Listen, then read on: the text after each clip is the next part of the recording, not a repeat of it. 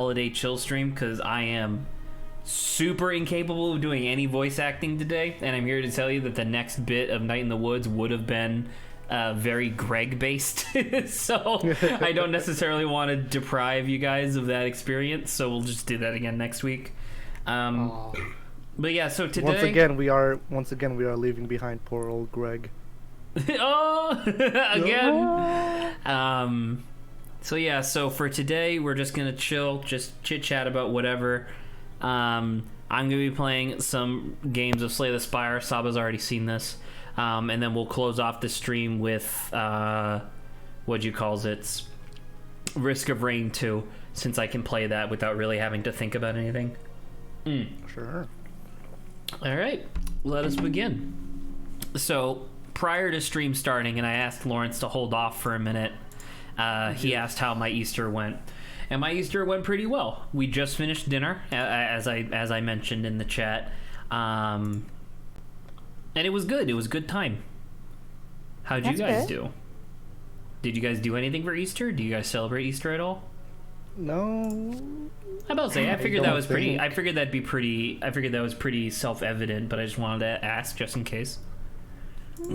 I don't know, it's weird. My parents are religious, yet we don't celebrate Easter. It's a little ironic that way. That is, yeah, it's a little isn't it ironic? Who knows, maybe by the time we finish stream I come outside, there's a giant dinner table full of food. We're eating. I'm like, whoa! Right now we're eating.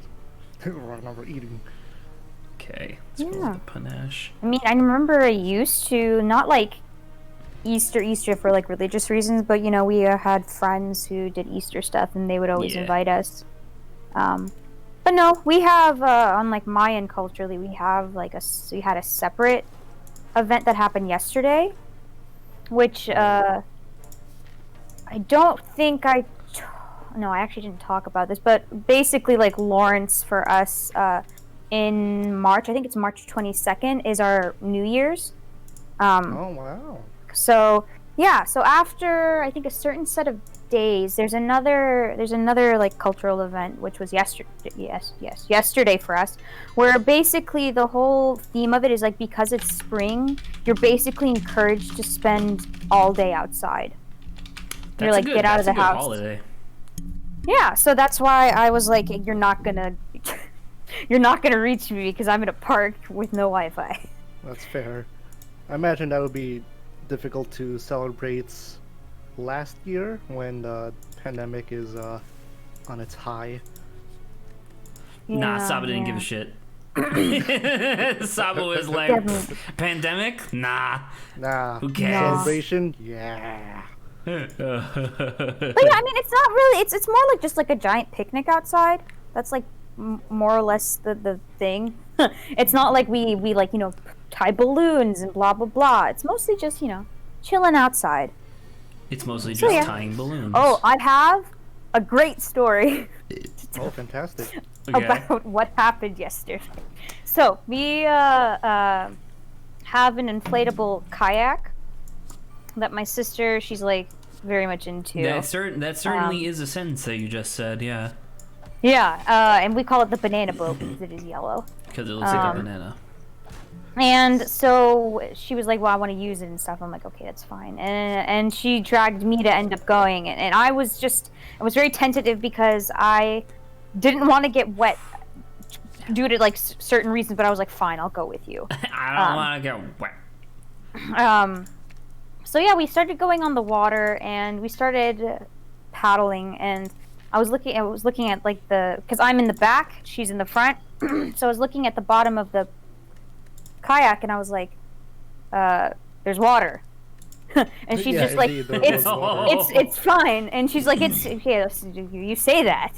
And she's also said that. She's like, it's fine, you know, a little paddle. I'm like, no, this is not a little amount of water. This is a lot of water. And this is quite a lot of water. This is ridiculous.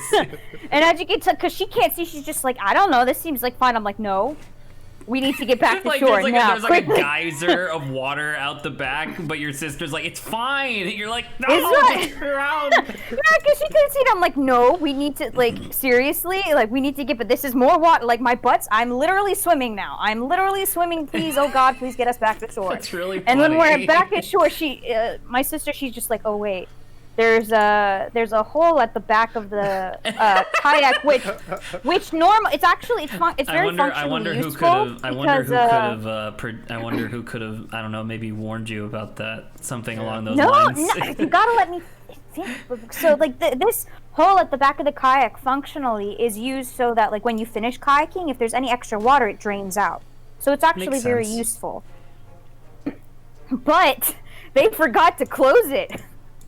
And so I was just like, you know, I wonder maybe if this was the reason I was swimming half the time in this kayak. Really and after funny. we closed it, I was like smooth sailing and I'm on the water. It's like, you know, it's great to not be swimming when I'm, you know, kayaking in this boat. But, you know, the damage is already done. Me from like the bottom half down, soaking wet. I'm like, you know, it's fun because since she was in the front, because she's a bit lighter, because obviously you guys know the heavier side tips down a little bit so the water pools down. That is so physics, she's like yeah. mostly fine, and here I am be like, I hate you so much. I'm mostly wet now because of you and your gaslighting of telling me, no, it's fine. I'm like, it's not fine. It's not fine at all. It's like that meme with the dog inside a burning house. This is Everything's fine. Except it's water. Oh gosh, so I was like, that's really I'm definitely sharing that with my friends, being like, how dare I knew something was wrong, you should have listened to me. That But is it was pretty very funny. amusing. Yeah. So there's my really story funny. I told. Yep. You don't have to share Excuse this, me. but there's a lake where you're parked in the park that you went to. Yeah, there's a yeah, it's like a no, it's like a one of a more or less like a state park. I don't know if it's a or county park. Ah, one of the Yeah, bigger it's like a bigger park. Yeah. Because where when people you go. when you says park, I just thought like, oh, like Yeah, small field. park. Yeah. No. This I was is like, like you meant like hiking. park, like Yellowstone National Park level. Yeah, except that's like on a way Obviously, grander that's like scale. Yeah. Oh, Yeah. of course, But it's yeah, there's like national. lake, there's like hiking trails, blah blah blah, campsites, that kind of park. Ow. Fury of blows, finally. Aside from your half swimming session, sounds pretty Half fun. swimming. Yeah, I think full-on the only swimming. thing was it was like kind of windy and cold at the same time. Yeah. So because when Yeah, you know cold. when you're trying to have a picnic and the wind takes literally everything out, like you have a plate, a paper plate of like chips.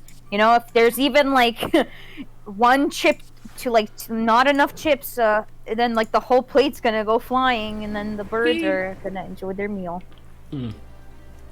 Very true. So yeah. Okay, so what is this? Let me do that. Let me do this. Let me do this. Okay. So yeah. Do you go 4 kayaking times 6 is often? 20. No, not at all. I have done it like a couple of times when we do end up going up, but the whole process of, you know, because it's inflatable, right? You have to inflate everything. That does that usually is implied when something's inflatable. That makes sense. Yeah. Hold on, y'all. Also imply that it requires a little more energy than non-inflatable kayaks. I can show you what it looks like too. The inflatable kayak. Yeah. This is. Hold on. I think this is the You've been storing kayak it we in your have. room. It's just in her room. No, it's just a Google image, you dummy. Oh yeah, that's a banana. Oh yeah. That's a that is banana. definitely a Definitely a banana. It even has seats. How nice. Oh, how nice. Oh. Like So yeah, it's very nice. Yeah, so it's actually very nice kayak for what it is, especially being an inflatable one. So despite so, the yeah. little flooding situation. despite the flooding, but if it was, Despite your it would have been directions. fine if they had actually remembered to close it, you know. So yeah, I'm but it not was. too I familiar definitely with made. the engineering of inflatable kayaks, but couldn't you have been able to close it while the situation was happening, or is that not a thing? Oh well, the thing was I didn't know where it was coming from, so I think when they had assembled it, they just forgot to close the drain on the. And I technically could have, but also remember when you're in the water and you're like sitting in seats, it's hard to position yourself and move around. So it's like not only would she have told me, oh, there's like a hole, like a thing you have to plug in the back, I would have been like, I have no idea how to get there without toppling us over. Gotta say, you are by far the worst captain I've ever heard of. But you have heard of her. Have heard of me, but also it wasn't my responsibility. They were the ones who like set it up. I was just dragged into coming along, and yet had to suffer the consequences, which is always fun. Perhaps the reason you fail because you failed to sing sea shanties. Dude, I did sing a little bit. It wasn't sea. Well, I don't know if it was sea shanties per se because I made it up, but I was very much just kind of singing insults at my sister, being like, "You're dumb for like doing you this are to stupid me. Hell. What are you doing? Are you crazy?" That's basically it. So yeah. Dude, look at this. Really? I'm glad you guys enjoyed my story. It was good. It's a very fantastic story. Excuse I want to take a minute just to address Mikey. Hello, Mikey. Hi, Mikey. Hello, Mikey. Yes, we did miss the primary theater mode stream this week. I had forgotten, or not forgotten, because I knew I was house sitting, but I forgot that because I was house sitting, that meant that I would most likely not be able to stream because like stream ends at midnight where I live, and I needed to be back at the house taking care of the dogs well before then. So yeah, we'll be back to the normal schedule next week, and then today, you know, we're just having like a chill stream because it's Easter. But yeah, so there you go. Sorry about you making snacks and getting all excited or whatever, but hey, at least now you can look forward to next Friday. We did talk about you though, Mikey. Like we were like, oh man, Mikey's gonna be all disappointed. We're gonna miss Mikey. It's true. We did say that. Yeah, I'm like, oh, Mikey. If like I'm not sure. Did you put out like the picture, Zach, of like no stream? I did. The what you calls it, the like banner or whatever, the overlay. The offline overlay was updated to show that we wouldn't be streaming. I'm like, if Zach hits the big leagues, he might actually be forced to one day actually tweet out he doesn't have a show on the weekend. But as right now, in theory, I guess that's what we would do with a Discord, right? Like, who was the guy that kept asking us if we had a Discord? Can't remember his name. It was someone from our Hat in Time. Hat in Time. Yeah, what was that guy's name? It was like a robotic sounding name, but I thought it was a bot. I can go back and look. For like one, two. Zach, if you're talking to him, yes, this direction would be pointed at you, Zach. I'm pretty sure you do you even have a Twitter in general? Not for the stream. I have my own personal Twitter, of course, but I don't really use it for streaming purposes. I try to keep that stuff to myself. Like I said before, my plan right now is that once the channel gets affiliated, I'll do like a community Discord and like a stream Twitter just for like updates and stuff like that, like, you know, like stream schedules and whatnot. But until then, I don't need to do that. As Mikey is well aware, it's not like there's a whole lot of people that come to the stream anyway. Not saying that Mikey doesn't matter or other people don't matter, but you know, I don't necessarily. It's a lot of effort to put into people. Maybe people might not even show up to it. You exactly. know? Yeah. Although that being said, that would have been kind of interesting if we did have a community server. Maybe Test Subject would have stuck around and stuff. Oh, Test Subject. There you go. It was Test Subject, right? Was that it? Wait, was it? Was it? Yeah, okay. You just subconsciously said it. I did. It sounds so right. Yeah. I guess it was in your memory. You just unlocked it. Bruh, if you want to get all that, you gotta get more viewers. I don't understand what you mean, Mikey. I'm aware that these things need like more viewers, but like, I don't know. I'm not gonna be playing Fortnite anytime soon. I'm busy playing Slay the Spire. Oh yeah, cause like the whole reason like Zach started this was kind of more like a chill reason, not specifically to just get and be like, I'm trying to get viewers. Like we did this because like to have fun, and people who showed up, you know, if it just so happens we get more people and more people ask, let's say like enough people ask for like a Discord, then Zach's like, it's worth it or whatever to do that. I'm about to say, to me the milestones of like, is it worth it, are affiliate and partner. And obviously partner is like nowhere even remotely on the radar at the moment, so I'm not really even concerned about it. Distilled Chaos, Regen, I guess the question is Wrath. how to branch out, you know? Because I think Zach...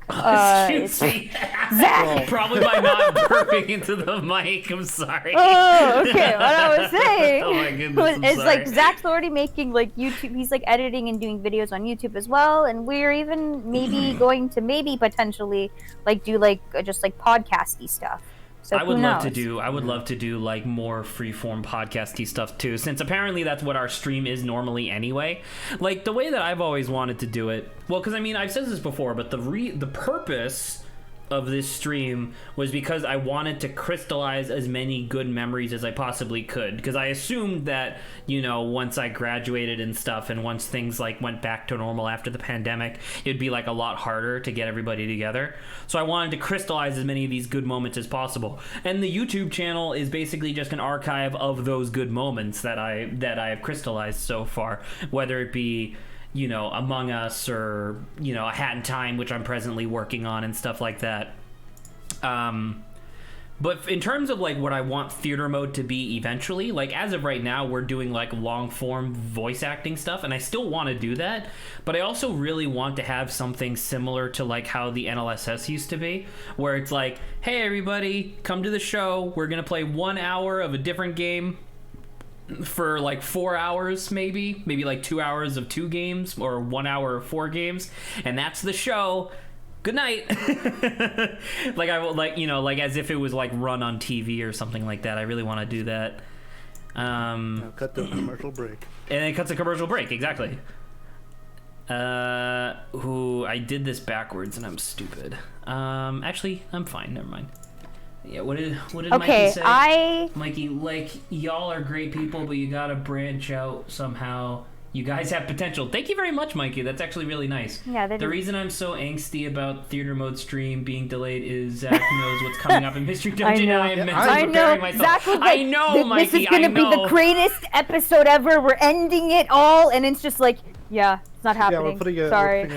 Sorry, we're delaying it once again. We're delaying it again. I'm sorry. Don't worry, Mikey. Like me and Saba, we haven't played the game. We're excited. Or devastated. I don't know. I'm gonna cry. You're gonna cry. But yeah, I'm about to say, in this particular case, it's a particularly bad situation just because of the scenario that we're going to. Oh my God, 60 damage! Let's go! By the way, so I know because obviously the VODs aren't on Twitch anymore of us playing Ace Attorney? Hat in Time. Oh, Hat in Time, yeah. But those are on the archive test subject channel. Is correct. Because I didn't hear, because I know we said like their name too, like, but I couldn't. It's just gonna take me forever to find it. So I don't know, Zach. Since feels right, I feel test it subject in my heart. does feel right. I know. I literally don't even remember saying the name. I just was like, oh yeah, you know, test subject. Yeah.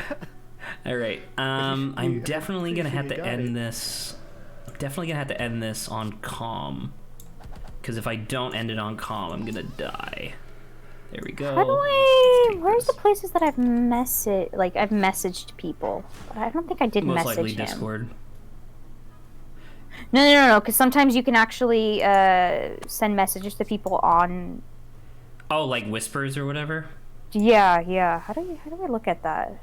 Does Look at Twitch keep whispers. track of the whispers? Yeah. You have a history of whispers. What is this? 14 damage, dude. I can save myself. Let's go. Yes. Oh, Scoozy. You know, in terms of branching out more somehow. I don't even know what I would want to play is the thing, right? Because it's like you know, I talked about it before, but like my nephew was like, "Why don't you play popular games?" And I'm like, "Because most of the games that people consider popular are fucking sickening to me. I hate them. I don't want to play any of this garbage." Yeah, I definitely have not messaged. Holy that shit! At subject. the start of your turn, I thought gain we one would've. mantra. That's incredible. Ooh. Let's go. That being said, speaking of Kitchen popular call. games, that new Among Us map is out. Yeah, the Dude, map that that's game, that is the huge. map that is It's specifically created for streamers. Yeah, It's so big. I love it. it's so big. Like I died several times because I just didn't know where anyone was, and the one person I do find, or two people, Was a Kills you. murderer. just murders Kills me. you. Yeah. Yeah. And then in other games, Boom. you get accused of murder when you haven't even seen anyone. Dudes, I don't even know where I I am. don't even know. Like there's a body in the shower and you were just there. I'm like, What the hell are you Where's the talking shower? about? It's just like, leave me alone. leave me alone.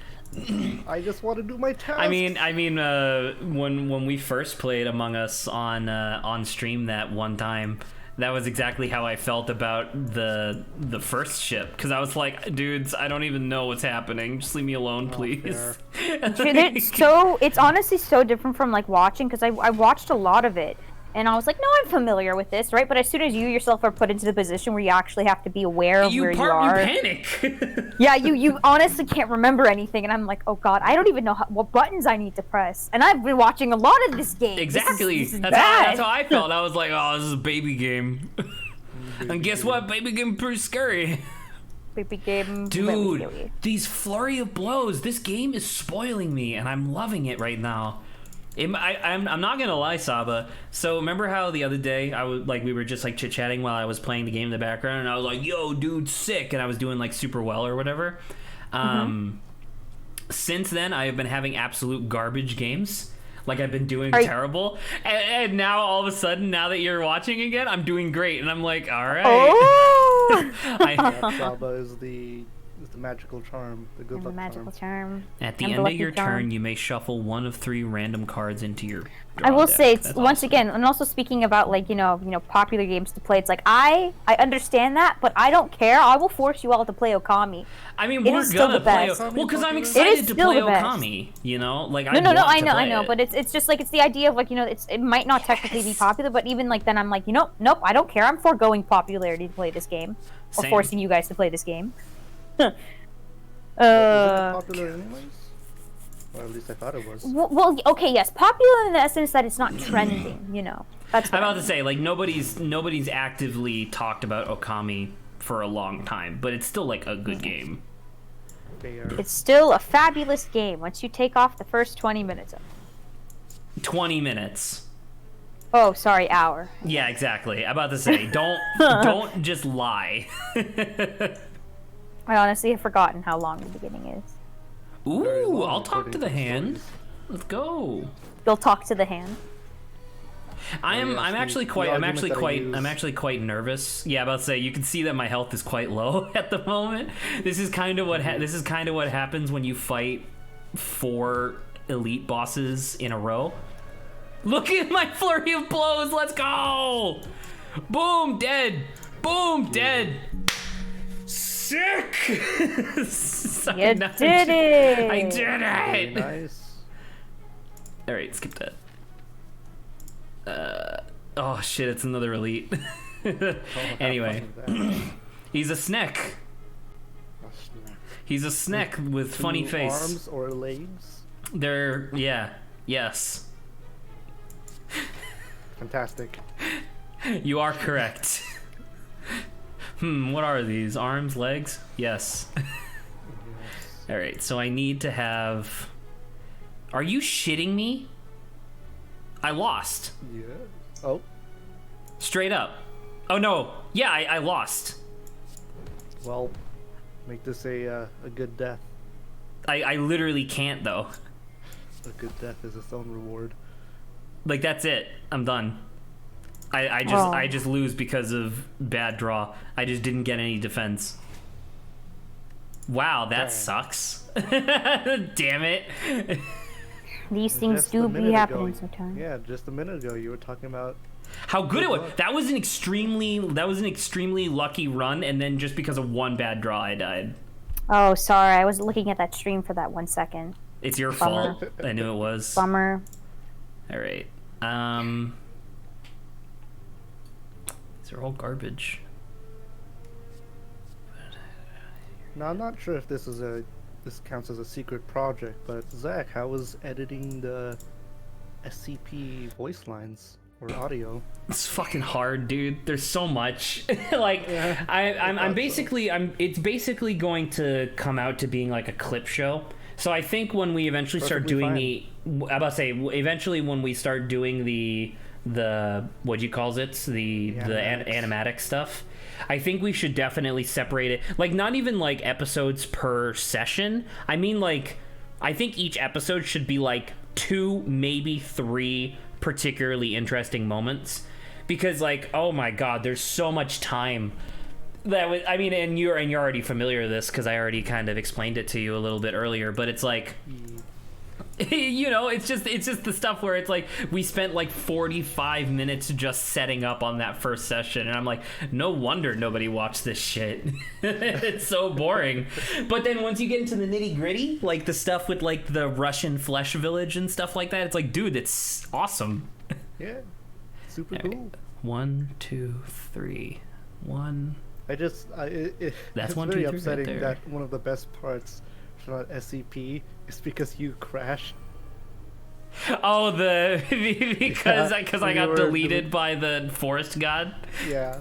And because like I don't even remember if I have that. I should, but like that like crashed the stream too, so I don't even have it recorded in like native HD. I had to like download it. Dang. Yeah, that's funny. Wow. This was such a good moment in the player's side. Because I The just fact that you disappeared. go, yeah, because like, and the god goes. Zach? Are you there? What does it do? What? Did you just leave the call because you crashed? Oh, So talk good. about Your perfect phone. timing. Yeah, that was great. I'm glad that you guys had fun with Dang. that. I don't even, what the fuck is this deck even? You know what? Let's go Frost. I haven't gone Frost in a long time.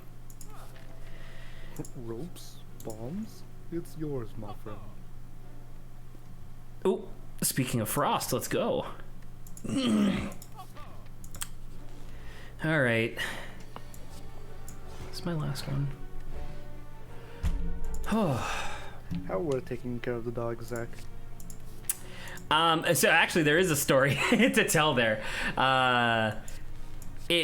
These dogs are wonderful. Mac and Bear are wonderful dogs. They're essentially just angels. Bear is a little bit too active for me in terms of like he has boundless amounts of energy, and it makes me want to explode sometimes. But you know, that's fine. That's not really his fault. It's in his nature. It's in his nature, and he's like young, right? Like he's essentially just a puppy. What breed are they? So Mac is some sort of like beautiful golden retriever type thing, whereas Matt yeah, because he's the precursor. He's actually like a beautiful dog. I know I put him on Snapchat before, but he's just like a pretty dog. And then Bear is like a mutt of like 3 or 4 different things. I think he's like a labradoodle. He's like he's a bunch of different stuff. But the okay, I need to rest because I'm gonna die. But yeah, so on the day, so Lawrence, you remember when you and I hung out on that same day, like after I hung out with Saba? Does this exhaust? It does not exhaust. Holy shit, that's incredible. So I didn't get home until like 8 hours after I had initially left, right? And I think I had even mentioned that while we were hanging out. I was like, yeah, I'm supposed to be back home like a lot sooner than that. I get back to the house, and there was vomit and diarrhea everywhere. Oh my god. Oh. Which is very atypical. for multiple reasons, obviously, because not only is it just like ew, gross dog diarrhea and dog vomit everywhere, but it's also like, I don't know, like why would it be diarrhea specifically? Long story short, it took a very long time to clean up all the stuff, and I essentially had to like deal with the situation in the morning in terms of like trying to figure out why they were not feeling well. Long story short, because I was away and I didn't realize it, early in the morning the landscaper guy came to the house, and this is gonna hurt a lot. The landscaper guy came to the house, and he put down like fertilizer that was mixed in with like sand and grass seeds and stuff like that. And because the house has a doggy door on it, the bear was able to just like freely go back and forth as much as he pleased. And apparently he must have just ate like a bunch of sand, because there was a pile of semi-digested sand outside that none of us had, that like neither me nor my cousin had noticed. Excuse me. That neither me nor my cousin had noticed. And when you looked at it, it's like, oh, that's where all like he essentially got poisoned by what you called it, by fertilizer. And so they took him to my cousin took him to the emergency vet and stuff like that, which was very nice of her. She didn't necessarily have to do that, but I obviously very much appreciated it. And why didn't I strike him? Am I stupid? And long story short, the dogs are feeling a lot better now, but it was definitely scary for a hot minute there, because I was like, I was kind of worried. I thought I had maybe accidentally killed their dog by not paying attention to whether or not they were eating sand. I am currently responsible for these entities, and if they got sick beyond repair, I would be devastated, obviously. So, yeah, it makes a lot of sense. But yeah. Well, glad they're feeling better, and hopefully no longer eating fertilizer. I'm about to say or sand, yeah. Yeah, so I closed up the doggy door. Don't really have to worry about that anymore in terms of them getting into stuff that they're not supposed to.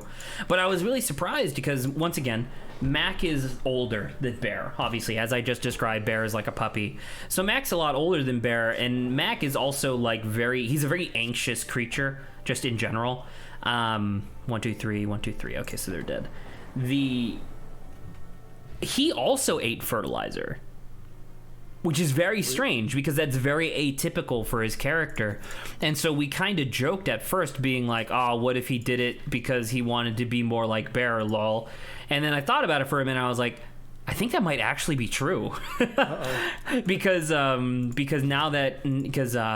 essentially the pair of dogs that they used to have, my aunt, it was Mac and then a very elderly dog named Eve. And Eve was constantly like hurting herself or bumping into things, and so Mac was like constantly tending to her. But now there's Bear, who is just like he's just high energy all the time, like jumping on people and rolling around in the grass and stuff like that. And so I think I think Mac is like, yo, I can do that. and it's starting to like become a slightly different animal, which is fine. I'm happy that he's happy, but it's like, I don't know. You're not the dog I used to know. the Mac I used to know would never eat fucking sand. He's just somebody that you used to know now. Exactly. Oh, dude, a dexterity potion would be nice. Let's get rid of this. Amazing. I never use it. Excuse. But yeah, so that's that. Wow. At least it was hopefully fun the rest of the time. Oh yeah, absolutely. I'm about to say, like, don't get me wrong when I say that under most circumstances, things have been really nice. You know, it's not like I'm there like 24/7. Like, clearly right now I'm not even there at the moment, but most of the time they're just well behaved, and it's nice. That's pretty cool. And how much longer do you got to keep taking care of them? What day is today? Today's the 4th. So the reason why I'm house sitting is because my aunt is getting married at the Grand Canyon. So they're getting back the evening of the 6th. So I have tonight, all of tomorrow, and then the next morning after that to hopefully deal with this. Oh, are you shitting me? Really? I can overclock, fuck it. Yeah, look at that. Yeah. There we go. So the trick with this, thank you, Saba. Very, very nice. So the trick with this boss is that every time you get him to half health, he splits up into like 4 smaller versions of himself. So what you're supposed to do is by the time he does this big attack, you're supposed to already have him at 50% health. But I got really bad draws, so now I'm just gonna take a bunch of damage instead. Oh no. Ow. Anywho. So Saba went to the woods to fetch a pail of water, apparently. I almost killed my aunt's dogs. How have you been, Lawrence? You know what? Not as eventful as you two. I gotta say. 'Cause I didn't go out. Yeah, that's it. What are you, some sort of dweeb? Yes, indeed. Yes. Absolutely. But I've just been trying to work on my animation, and oh my god, it's a lot longer than I thought it would be. I thought it would be done by the end of March. Oh Until I no. realized. Not Is quite this so. still the same animation? Your one celebrating graduating? Yeah. Yeah, dude, I figured it would take a while. Just post one of your semi photos from your photo shoot, Lawrence. Oh, There you go. Oh, the photo shoot. got That's what I did. I forgot about That is a that thing that because you I didn't- did. It's true. Because I Welcome. didn't really enjoy it. Oh no, was it really that bad? Well, I mean, the photo shoot itself was fine because the guy was professional. The way that my parents wanted me posed, because they're very picky about posing. Not so bad. It just felt unnecessary. Yeah, absolutely, it felt unnecessary. Absolutely, he says. Because, like, I don't know, I don't feel particularly good the fact that my parents are spending money on a gown, because we didn't get a gown, we just got the hats, but they got a gown, which they did say was only like $16, but it's still $16 to wear something. You could get a nice restaurant meal with that. Right, you can Food. Well, for one person, $16. Well, yeah, we got that, and even paying for the professional photo shoot. I don't know. This will show a little bit of my insecurities, but when we were done with the photo shoot, the guy let us look at the pictures, and man, I look a little chubby in the face. Like all my cheeks are round and shit.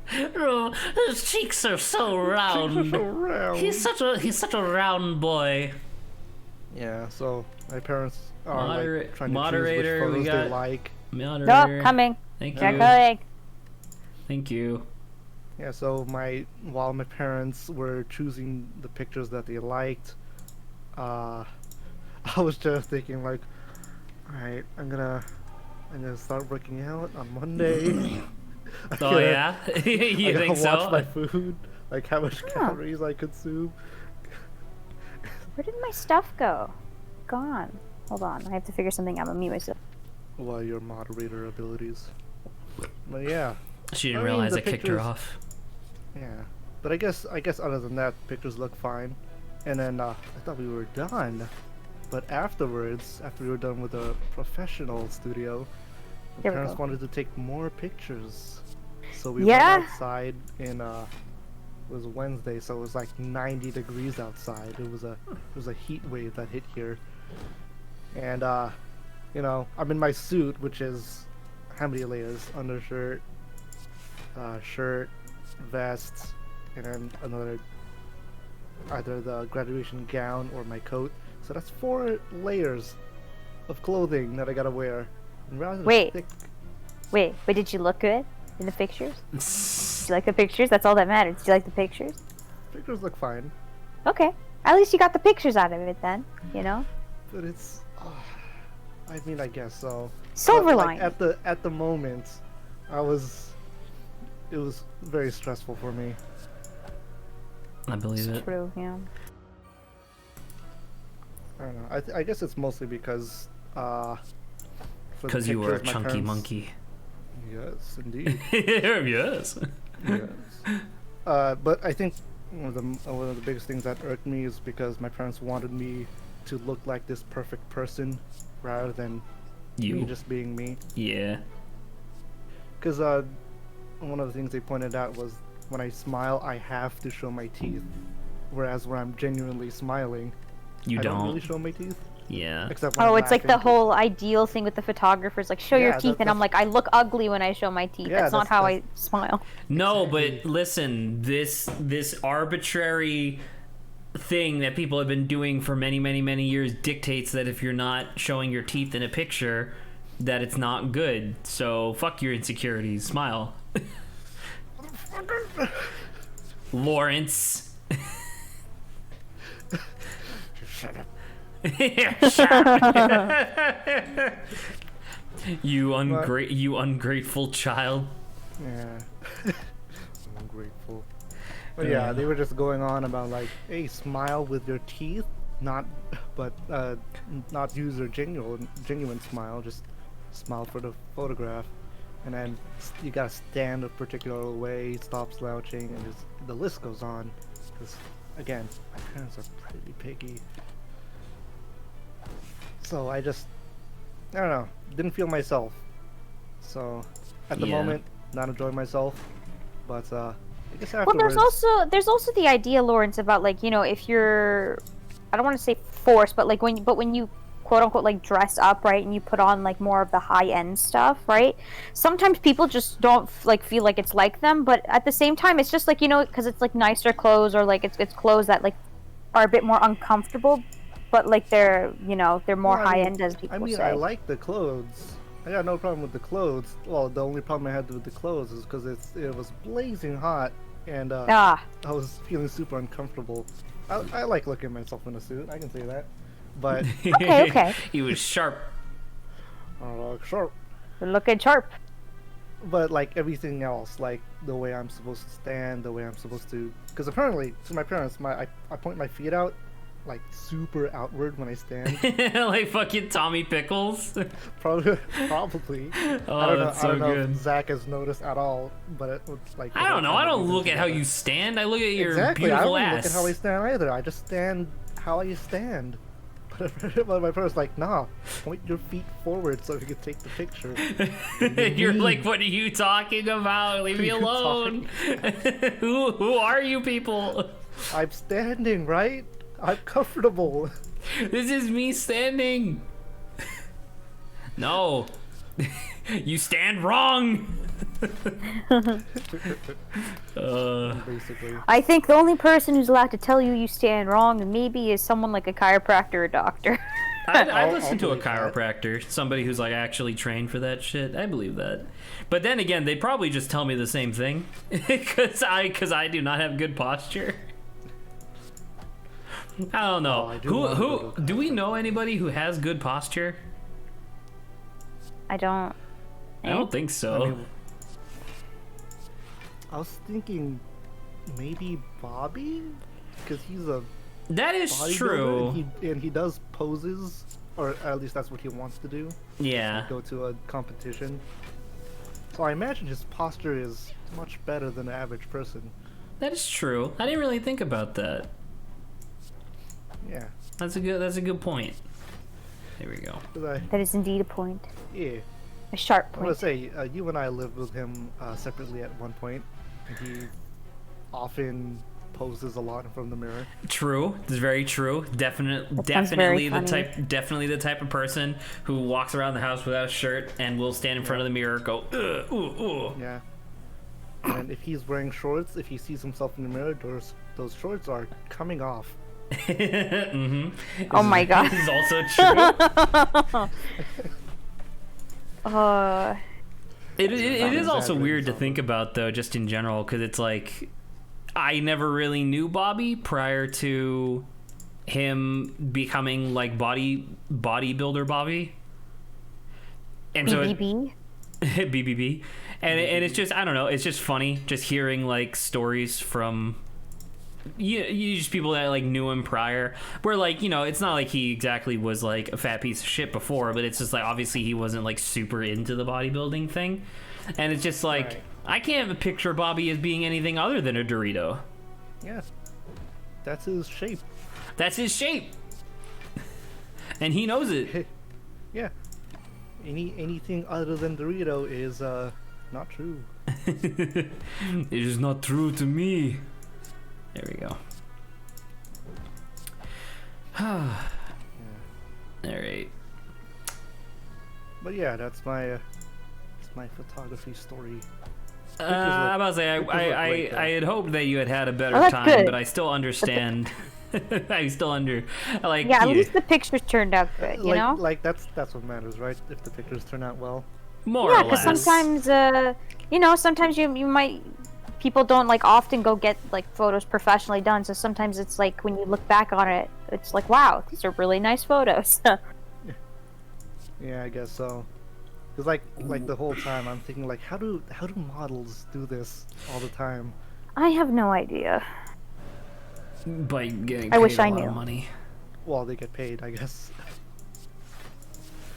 So there's more incentive. That's one hit point. That's fine. I was about to say we're not getting into any of this because I says it before, but I've been going through a lot of introspection in preparation for maybe going back to therapy relatively soon, and so I've been I literally have been making like a list on my phone of like, these are things I don't necessarily think are the best things in the world, and I would like to talk to a professional about them. And one of them is allegedly I allegedly have a deep-seated disdain for those who I find more advantaged than I am. And I'm not even just referring to the pathless conversation about people who are hot. I'm also because the other day I had like a conniption when I calculated how much money per month Northern Lion was earning from subscribers alone. Yeah. And like that 4,000, the thing we talked about. Yeah. Okay. 4,000? Oh, is this also your little? It's not a. I don't know. How emotional you got when overanalyzing Avatar. Well, because I wasn't upset with overanalyzing Avatar, but I was definitely baffled. Because I was like, he does good work, but how is he already making this much money this fast? And so it was like, oh my god, and I was more flabbergasted than upset or anything like that. Sometimes the phenomenon of like, literally just, why is this a thing?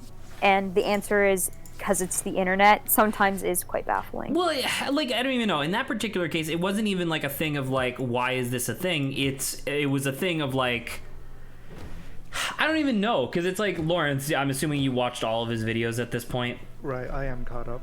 Yeah, so it's like in that first episode, he straight up just goes like, I don't know if anyone's even gonna watch this, but I'm gonna do this for myself, and hopefully, people enjoy it. Guess what? They did. Yeah. But then the thing that's also really interesting is that so I don't know. I'm assuming Saba hasn't actually watched any of the guy's content, but most of his newfound success has in fact come from the like signal boost that he got from Rasputin. Which the only reason I knew about Rasputin was because Saba was like, "Yo, you should check this guy out." That's funny, yeah. Right, and so it's really weird. And Rasputin is obviously like a huge fan of Avatar. So it just kind of it's kind of like a match made in heaven type thing. But if he hadn't have gotten that signal boost, because prior to the Rasputin video where Rasputin was like, hey, these are some creators I think you should check out, he was getting on average like 20 to 30 views per video, and that was mostly because they had like Avatar: The Last Airbender as a tag, which is still a very popular tag on YouTube for like video essays and stuff. There you go, look at that. Now everybody's gonna curl up into a ball. I don't know. So anyway, like, long story short, I'm coming to the realization that that's just kind of like a thing that And I don't know, maybe it's just because I'm very much not satisfied with where I am at this point in my life, but I don't necessarily think it's super fair for me to like have a mental conniption. I don't think it's appropriate or fair for me to have like a mental conniption. I can't believe I died. Am I just bad at conniption. Am I just bad? Thank you, Lawrence. Am I just bad at this video game? I might be. Yeah. Yes. Anywho, yeah. I guess my point was kind of done. Yeah. I get it, though. Because it's like, on one hand, I'm very happy to see, like, you know, overanalyzing Avatar doing really well. On the other hand, I'm like, why can't that be me, though? Yeah, of course. Totally get it. You know, because it's like, dude, you make really good stuff, and I'm really happy for you. But on the other hand, man, I wish I was making like $26 an hour for nothing. Yeah, considering we started nearly at the same time. No, he actually started later than we did, because technically we've been like streaming and putting out and obviously it's not the same content because his is like very bite-sized or whatever. Right. But like technically we've been doing YouTube longer than he has, but the difference is that the stuff he does is like jokes per minute are off the charts. There is not. He's also probably doing like uploading way faster and blah blah blah. You know. I don't know. It editing takes him videos, like of how course. long? How long did it take him to make a video, Lawrence? I'd say like probably like every 3 weeks, right? Yeah, it takes a while. Yeah, it takes a hot minute for him to get around to it. And still, like that's like kind of. I guess that's kind of my point, is that it's like, it's fine, you know, like that's not really a problem at all. We wish we got lucky, you know. We wish So we he's- got lucky. Everybody wishes they got lucky. Yeah. Speaking of, which is kind of interesting, like therapy and stuff. There's actually this like therapy guy. What is it? I think it's called Healthy Gamer. Let me hold on. Healthy Gamer, that's Is it definitely healthy? the name that I want. That's definitely the name of the therapist. No, it's I wanna not talk called. to. No, it is Healthy Gamer. Okay.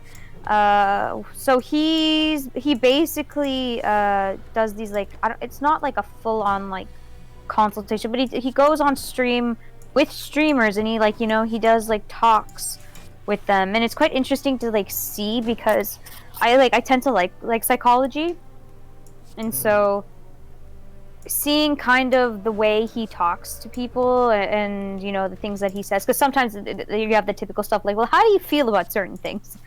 And I'm like, okay, yes, I understand that. There are multiple types of like therapy, like therapists, right? There are the therapists that are basically just trying to get you to like state your own truth, which is fine. Like I have no problem with that, obviously. But then like, I don't know, the ones that I want are the ones that like, for me, the ones that like logically dissolve what I'm talking about. Because like if I'm talking about something like how I'm upset that Northern Lion makes like what was it? Do you remember the number, Lawrence? Did I actually send you the number? It was like something along the lines of like $157 an hour. I don't know. You gave me the number for overanalyzing Avatar, though. Where it's like that sort of, and not to detract from what Saba was saying. Like obviously, I'll like Saba will resume with what she was saying in a moment. Yeah. But Yeah. it's like, anyway, please continue. Hi. So, I'm but cutting he's myself like, besides like, you know, because I understand what he uses it for. I think his most of like his thing is for evil. It's when he just came out with a video like like mocking the fact that people are like, is this a cult? Are we a cult? And it was very funny. But besides that, like, so he uses that to like help people realize or help people recognize the patterns that they're like, or habits that their brain falls into, and how like what the causes of that are, where the habit came from, blah blah. So I was like, I found those things really interesting. But does he have any solutions to those problems? Yeah, Other than that's kind of my question. He does. I can't, you know. 'Cause, like I'm like 80% sure I have an inferiority complex, but I against nothing I can do who? about it. Oh no, he very much A lot from of people. yeah. So he basically, from what I watch, like the streamers I see him like watch, is like he usually starts off being like, well, like where exactly did this come from? Like you recognizing when like your inferiority complex is like rearing its head up, because sometimes people don't know that stuff, and that's like the first step into like kind of recognizing and try to putting it aside. Because like I can give you an example. When I'm having that feeling. Yeah, like, okay, Lawrence, very, you're turning me. I am not Dr. K. I can't help you out right now. Like, I don't know. Well, I can, solutions. Yeah, I'm pretty sure based off of from what I saw. Of course, I think there's like he would recommend like certain stuff, because I can like give you a reference. Like I think one time he made a video about like anxiety and like defining kind of where anxiety comes from, and it was quite interesting to like learn about, because I'm like, he's technically right in the way that he described it as, well, anxiety is literally just your brain thinking of the future, and like worrying about stuff that happens later on. So it's like, well, one of the solutions is like you have to try to find ways of like being more in the present. And obviously, I don't know, you could say like, well, how do you do that? Blah, blah, blah, blah. Yeah, but that's... but like, besides that... So it should be noted, because I've gone to... obviously I haven't been going to therapy for years, but I went to a lot of therapy, and that was like a big... and that was the thing that they brought up, because I have like chronic anxiety, sort of. And it's like... and that's one of the things that was brought up of like, yeah, essentially anxiety is your body's like fight or flight, like responding to something that hasn't happened yet, which means that there is no solution, which is why you like gain a lot of stress from it. And I'm like, cool, how do I solve that? And the response was exactly what you just said, of like live more in the present. And I'm like, cool, I have thanatophobia. I'm really afraid of listening to my own heartbeat. So I can't really do that. I get what you're saying, and obviously I'm like summarizing like a lot of what he's saying. No, he obviously, said a lot more it should stuff. be noted. It should be noted that we're not crucifying you for saying any of this stuff, but it's just really funny because it's like obviously a lot of these things need some very like a lot of people's issues need like very specific help for them, right, because of their situation. Yeah. And so it just leads to a lot of like really funny scenarios of like, I don't know, Lawrence, why do you feel inferior? I literally don't think you could explain it to me in any way that I understand, because I'm like, no, oh, that's Lawrence. Why would he look down at himself at all? Like, that's just Lawrence, dude. Lawrence, if you need a therapy session, contact me at a later... What? Oh my god. This is bullshit. All you need to do is tell well, Zach, you talked to me. I gave you therapy before. I quote-unquote therapy. You did? Yeah, when we were talking about like your work stuff and like your Zach parents and blah blah blah. And you were sitting on another chair and taking notes with a glass. Technically, we're discording with each other. We're both sitting on chairs. There you go. I blew your mind. I blew your mind. I blew your mind. But anyway, just to round it out though, like I think I found the way he like talks to be very interesting, about like certain subjects, and seeing him talk to streamers and like send the name of the channel into the I was literally just going to I want to check this dude out. I want to check this dude out and crucify him. Fuck this man. Who does he think he is telling me that I have a problem? I know I have a problem. You don't need to tell me. I don't. Why doesn't he make a video that's specifically tailor-made for me? Exactly. Actually, some of there's if you look at through like because I like learning his like techniques of like you like learning helping Hitler? People recognize stuff. I have no idea what you're saying. No, Zach, you're going off the rails. Saba learned Hitler. Oh my god, these are weirdo. long videos as well. Yeah. Oh, so, like, if you ever want to just put it in the background, because like you guys can always take away like other stuff from it, but like I like learning about like techniques that like resisting the dark side. Oh, that's the first video I'm gonna watch. Resisting the dark side. But yeah, one of the most recent videos is the cult one, which I'm like, this is really funny. Because like he's not like 100% into like he doesn't understand like all of like the internet, so like there's a lot of stuff he's like he has no idea. Oh, so okay. So this isn't like an internet guy who like kind of knows like psychology or whatever. This is like a psychologist. No, this is a psychologist that kind of knows internet. This is a psychologist who's on the internet. Okay, that's much more compelling. That's no, he's a legit like because I'm so used to armchair therapists on the internet, you know. And I just with a name like Healthy Gamer. GG. I figured, oh, armchair, but maybe he'll have some good things to say. Yeah, No, exactly. it's very Maybe he'll have his a is few very cool legitimate. ideas. Yeah. So like when it was talking about the anxiety stuff, like Zach. Yeah. So Well, it was, yeah, listen, but yeah. Saba. I need you to know that the only people that ever say that something is very legitimate are the things that I have a lot of suspicion around. No one says this is very legitimate. The only people who ever say that are the people that are not legitimate. My gosh. Normally, you don't have to defend yourself in that way. Which, by the way, this is not me like criticizing you at all. This is me just making a comment about like how that normally isn't how people talk. It was very odd. Tis phrasing. fine. This is legitimate. I promise. Yeah. Ignore Very the legitimate. But watermark. anywho, yeah, I've been watching him, and I was like, it's pretty cool, learning some techniques and stuff, or seeing how some things like work out. And I would say if you guys ever like care, because some of it I think is just overall good. Like I said, he has a video about like learning to deal with anxiety. So like you have that section versus like, you know, talking to like a streamer one day and listening to like their kind of overall problems and him responding to them. It's interesting. Yeah, there's my tangent of therapy. It was a good, it Harvard was a good tangent. psychiatrist explores Among Us. Explores Among Us. Yeah. Among Us. Among So Us. I'm guessing from that title, he's a Harvard psychiatrist. I kind of want to do research on this guy first. I was say, Lawrence, if you wouldn't mind, let me Yeah, know. go into it. Let me know what your search determines and comes up with.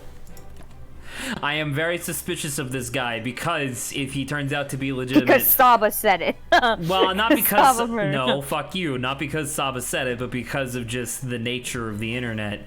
But if it does turn out that this guy is as legitimate and as, you know, as Well, I mean, compelling in as terms Saba of, has like, indicated, I will Who's talked to him? I will- Jacksepticeye has, so I will think, binge you know, the shit out of decent. this guy's channel.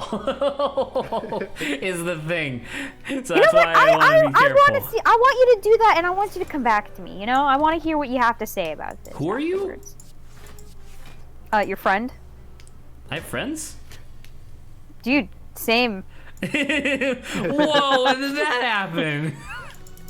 I know, Zach. I can barely remember me meeting you in, you know, the Me meeting you. classroom and being like, who the heck is this guy? And then something about a rake, and you know.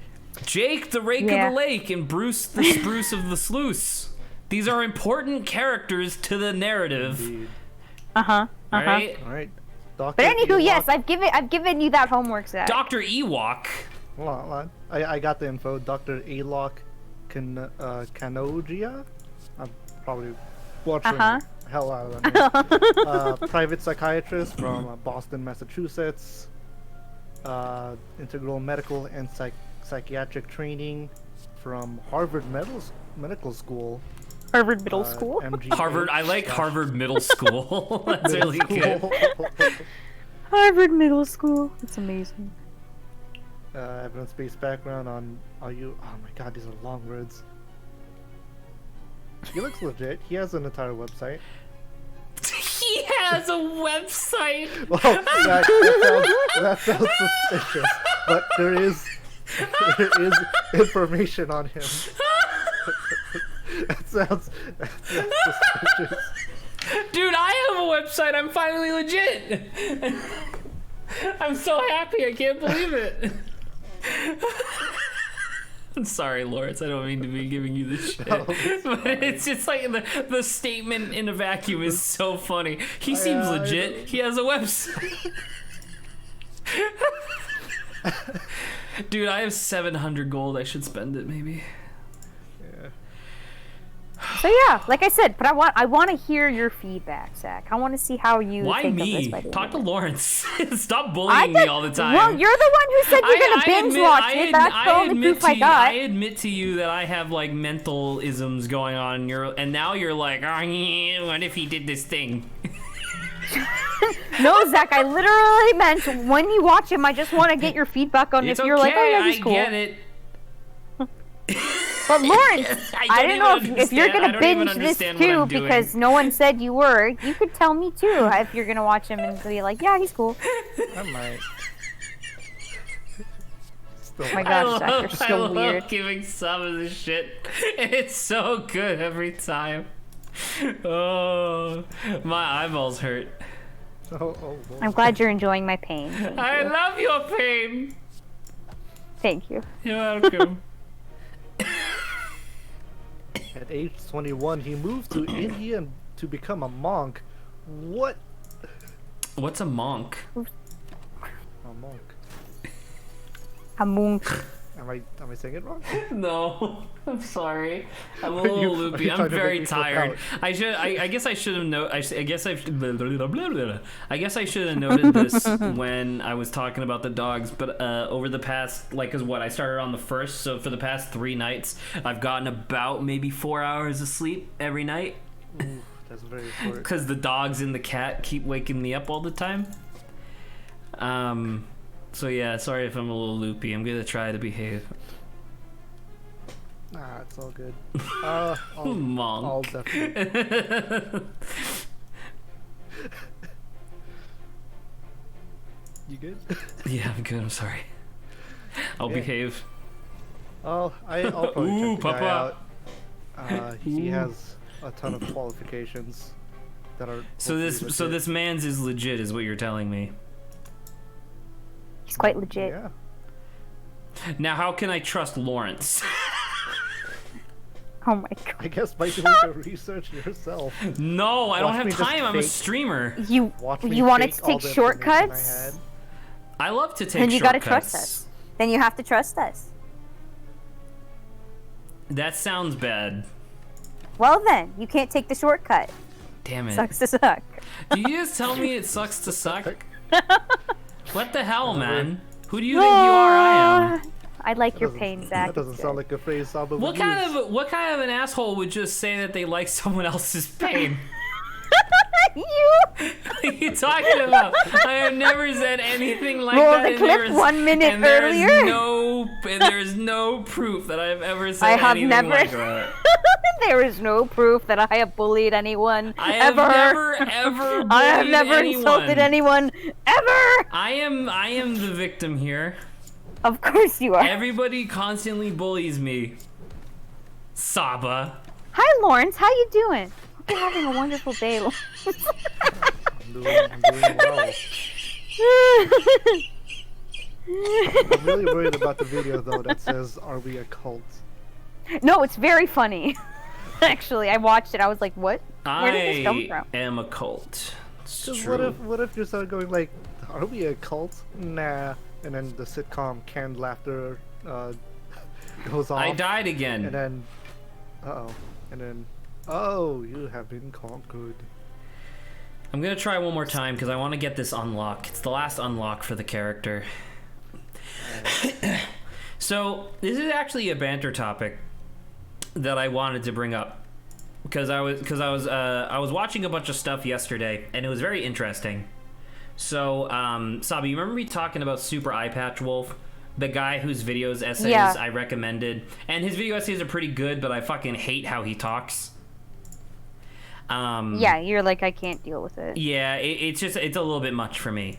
So, what was I saying? Oh yeah. So Super Eye Patch Wolf? so he put out a video, and it wasn't exactly like the purpose of the video per se, but I thought it was like an interesting idea that he put forth, which was essentially the real video, the actual video that he put out was it was about like fake psychics and stuff like that, but what the video was actually about was like how susceptible people are to like reinforced like people are susceptible to like already believing in stuff that they already believe in, you know, which is why it's like really dangerous to allow people to do stuff like that. And so there were 2 topics of conversation that came out of that. Let me go to banter ideas because I think I phrased it really good. Yeah. Duty to not expose wacko info. So one of the things that was really interesting about the video was that he directly acknowledges, because he talks about a bunch of different people, right? And one of the things that he fully acknowledges was that depending on who is watching his video and how, you know, rigorously they're thinking about stuff, he might have actually just accidentally introduced them to someone who's extremely predatory in terms of like using fake spirituality in order to like siphon money from people.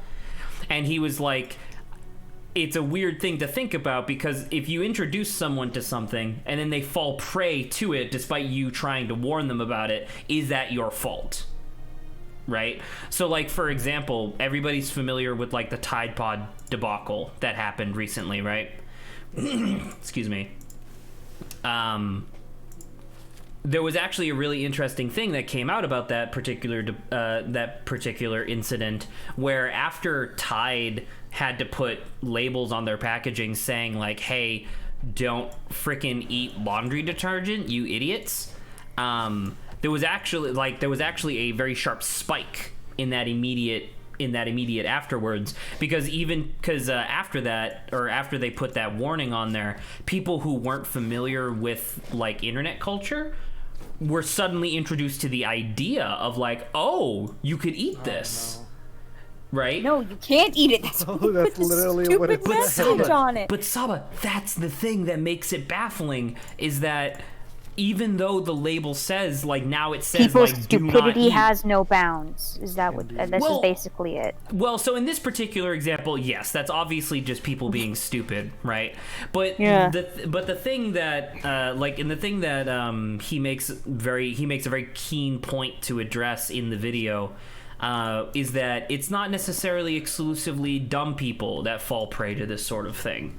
And I'm not talking about the Tide Pod thing. I'm talking about, like, fake spiritual mediums and stuff like that at the moment. But it's not just, like, stupid people who fall for that, because obviously stupid people do. But it's also people who are desperately hurting. And, like, people who want some way to make the pain go away in whatever way, shape, or form that they can. And so, like, they'll enter mega churches, or they'll go to seances, or they'll go to whatever. And not as, like, a funny haha thing, they'll go there fully expecting and anticipating, you know, that their problems will be solved. And so it was a really interesting conundrum that he proposed in the video, of just, like, who are we to say that you shouldn't be allowed to do that, right? Because giving somebody comfort is, you know, a good thing. But if you're basically stealing hundreds of thousands of dollars from families per year, like hundreds of families per year, stealing thousands of dollars from them for fake healing. Or, like one of the big parts of the video was that there's, like, this one particular mega church in Florida where the main pastor guy, he's like a televangelist, he constantly says that you should not take your kids to the hospital, because the hospital is anti-God.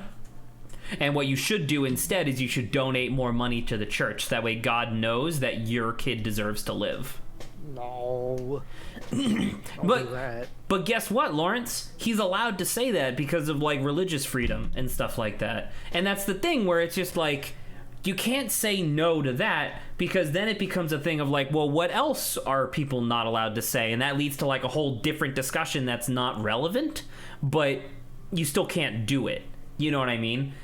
And it's like, I don't know. I get, like, because this isn't necessarily just supposed to be me rambling about a video for however long, but it was an interesting idea I had never really considered before, and was kind of scary to think about, I guess. Actually, this idea, actually, I've been, like, thinking about it, where, like, you know, people, like, it's interesting, like, well, people have issues, or they have, let's say, trauma in relation to, like, something that happened, you know, earlier on in their life. And they come to a point where, like, they find comfort in something or somebody or a group of people, you know, basically say, like, oh, like, what you're feeling is, like, all right, or, you know, obviously it's just they get comforted by it. Whatever, right? Yeah. Yeah. So they get comforted by it, and yeah, this idea is very interesting, because obviously you feeling better is fine. I think that's like, good for you feeling better. But in my mind, I'm like, you're not actually solving your problem. You've just found a very good Band-Aid to put on that makes you, like that fixes, like, it's like, oh, the Band-Aid's on now, nothing's gonna happen. But underneath you, right, is still the cut. But the problem with that, and I'm not saying you're wrong, but the problem with that is that from a real world perspective, which is what we're talking about, obviously both of us. Yeah. Like I'm agreeing with you here essentially, by the way. This isn't me disagreeing, but it's like a lot of the issues like trauma, mental, whatever, familial, what have you, has no solution. Well, that's the Right? interesting part, because then it comes into like the therapy and like No, but like I think that you have to but specifically- therapy is also just therapy is also just technically like it's not a bandage in the sense that it like covers up the wound until it heals on its own, but it is basically just like a salve. Like it makes you feel better, but the pain is still there.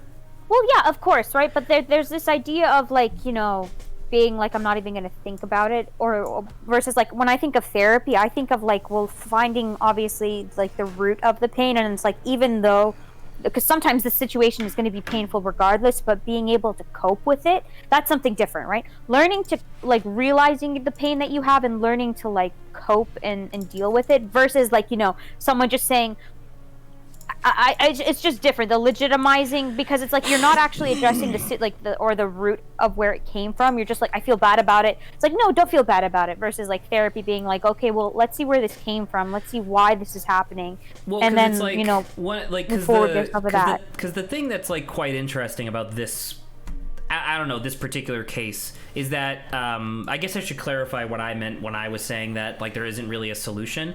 It's more along the lines of like, obviously people, I feel like it would be pretty safe to say that under most circumstances people want a solution as fast as possible because like, and not just because people are like impatient, like there's no or easy whatever. solution, basically. Exactly, you're saying. but there is technically an easy solution in the form of magical cures and spiritualism and fortune tellers and stuff like that, right? Because like if you allow yourself to believe in that sort of thing, like I don't know, like this is one of those things. Obviously, okay, I'm not, no, hold on. But before, okay, so like the idea, I understand what you mean, like quick solutions. I'm like, what I'm also adding to this conversation is like because like the therapy, whatever, that's the I think the correct way of doing it, but it's also, you know, the most long term and like troubling. The thing in the middle, right, is the other thing we're talking about, which is the, you know, other people like validating your thing, but you're not actually addressing the situation. That's in the middle, because like people will probably back you up fairly quickly,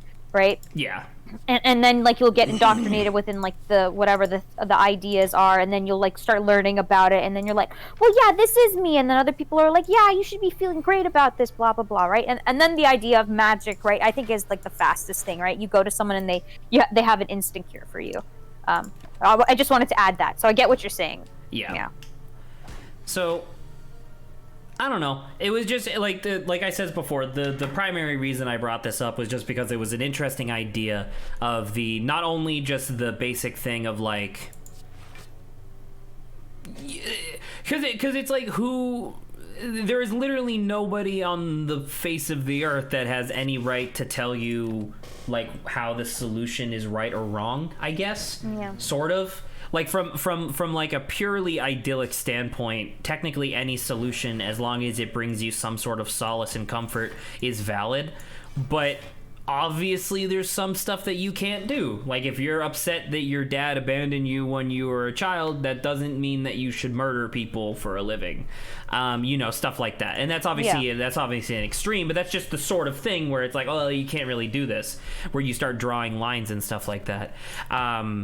And then it was also quite interesting because, and I kind of started alluding to it a moment ago, but in the comments underneath the video, a lot of people were like, so you're just anti-religion then? And Super Eye Patch Wolf had to be like, I'm not anti-religion, because the community that comes from, like the sense of community and support that comes from religion is really nice. It's when people start claiming to be facets of God that can cure your cancer, that's when things become a problem, and that's where you start getting like anti-intellectualism and stuff like that.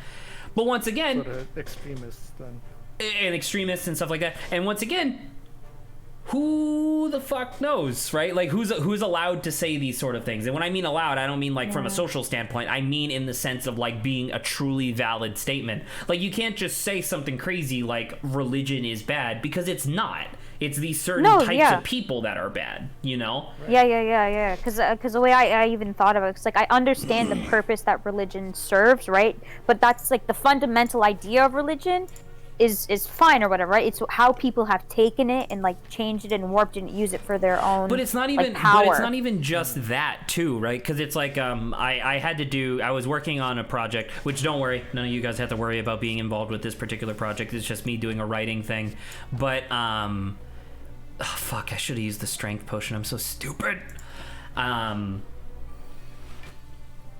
of the big things in the like 40s and stuff like that led to like mobs, like actual mobsters being like a serious problem that people had to deal with on a more or less a daily basis. One of the biggest things that made them a really big problem was actually like a bunch of pro-civilian laws that happened like the decade prior, like over the decade prior, stuff where it's like you need like hard definitive proof before you're allowed to arrest somebody. Like that's one of the reasons why Al Capone had to be caught on like tax evasion, because he never left any evidence. And the thing is that obviously people using that for negative purposes led to, you know, obviously a lot of really bad stuff happening, but it also protected a lot of people from a lot of really bad stuff as well. It protected a lot of people, mostly white people, from like police brutality and like having their property seized and whatever, like all this other stuff. But I don't know, it's what like that, like this is kind of a tangent, but it's one of those things that's really interesting where it's like there really is no easy way to have like a happy ending with this sort of thing, in the sense of like you can't have a perfect system that just only works for the good guy. It always has to work both ways, and that's interesting, at least to me. There we go. I'm gonna hit this guy 3 times. How do you feel, Lawrence? You've been very quiet. No, I've just been listening and taking in the information. Yeah. It is a scary idea, though. Like, good and bad things working both ways. Yeah. You have to remain in part. That's the thing. People like moralistically know that, you know, something can be bad. Nine times bad, out of 10, a person can look at something and be like, yeah, that's bad. Yeah, morally it's bad, but unfortunately, if you want a fair system, you have to allow things to go both ways. Yeah. And I think that's where people can't, and I don't want to say acknowledge, but they can't align these things like together. Yes. To be like, well, I want to be morally good. I'm like, I'm sorry. If you want things to be fair, though, regardless of how you feel, it has to be even. So yeah. obviously there. Oh, sorry, Lawrence, you were gonna say something. Yeah, Lawrence. I was say, like, I guess that's why people are starting to question: is a fair system even good? But that's the thing. You can't question that. That's one of the things. So this is actually what I was just about to talk about. So obviously, you should be able to question it. Allow me to elaborate, right? And this is obviously us just pontificating as a bunch of 20-year-olds who know nothing about the real world or anything. But so obviously there was big news today on the JoJo front. Huzzah. Right. JoJo's Bizarre Adventure Stone Ocean is officially getting animated, which is wonderful news. But it does bring up, like, now that we're talking about this, I'm reminded of, like, one of the most interesting things that came out of JoJo's Bizarre Adventure Part 7, which, not really spoilers, but long story short, because I know that Saba hates JoJo, long story short, the basic over-under that's really interesting about Part 7 is that the President of the United States is the villain of Part 7, mostly because what he is trying to do is he's trying to essentially reincarnate Jesus Christ, because Jesus Christ was the last living being on Earth who was validated by God. So any decision, like if Jesus says that something is right, that means nobody can argue with him. And that's a really interesting thing, because obviously there was like stands and magical bullshit that was going on in the background as well. But it was a really interesting idea, because essentially the President of the United States was trying to get this divine entity to validate not exactly anything he was doing, because it wasn't specifically him, but he wanted to give the world a de facto yes-no button for whether or not something was good or bad. Because obviously, like we've said this like 2 or 3 times now, under most circumstances, people can look at something and determine if it's good or bad. But then again, you can never really truly understand like the nuances of the situation, or like understand its grander implications on like things down the line. And so it's one of those things where it's like, so when I say earlier, Saba, like, you can't really question whether or not you can have a fair system. Like, things have to kind of apply ubiquitously across the board, because as soon as you start, because as soon as you start making exceptions, people will take advantage of that too. And I mean, people already do that now, right? Okay. But like, that's sort of what I was viewed how at. what you were saying it like a different way, but what you're saying is right. Like, because obviously you have to have a set of rules in place, right? I think once like enough, because people can bring up like a question, like they can question it, but you have to say like, well, you're just one person in this like million like population, like you might question this, but we can't change it just because you question it. But right, and then there has to be this idea of like a trend, right? But then you have to be careful, right? Because then this goes idea like, well, some people might think something's moralistically correct, when in reality it's like it may not be fair, but that's what it has to be, right? It has to be on the equal playing field or whatever. More or less, yeah. It is fair. And that's where the conundrum becomes.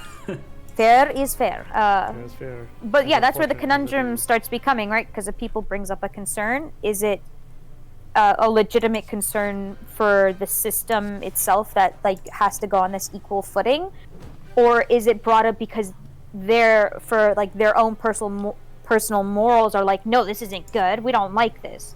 I think and that's where it becomes very difficult, like the thing that like essentially, like, for my own personal sake, my breakdown mentally when it comes to this is, if the three of us, literally just the three of us, had our own entire society where we didn't have to interact with literally anybody else, we were self-sufficient and fine, I am 90% sure it would take us legitimately multiple decades in order to come up with what all three of us would agree is like the idyllic, like essentially like a constitution type thing of like, this is how people should live their lives, sort of. I feel like the three of us could probably get there, but it would take a long time.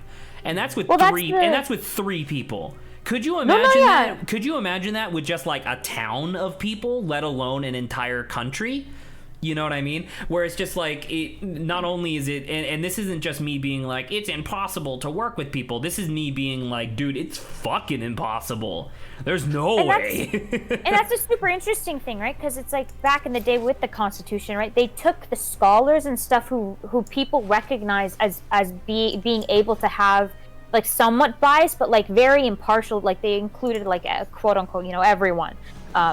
But it took them a very long time, and like as it should, right? The Constitution is a very particularly worded thing. It's a very in-depth document with very careful wording all throughout it. Yes. Yeah, but it's like, and it's the idea that people had to come to a compromise, right? And that's why people in this system, like, they're just like, no, I want what I want.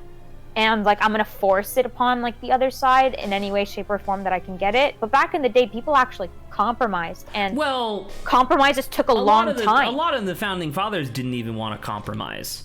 A lot of them ended up compromising because the House of Commons in Philadelphia didn't have air conditioning because it didn't exist and it was getting hot. Like, that's like, I'm not lying to you. That's like more than 50% of the reason why they finally fucking finished the thing was because people were like, dude, I'm tired. Yeah, like, but it's like, yeah, there you go, because it's the idea of like, they reconciled this idea that they were like, we have to compromise.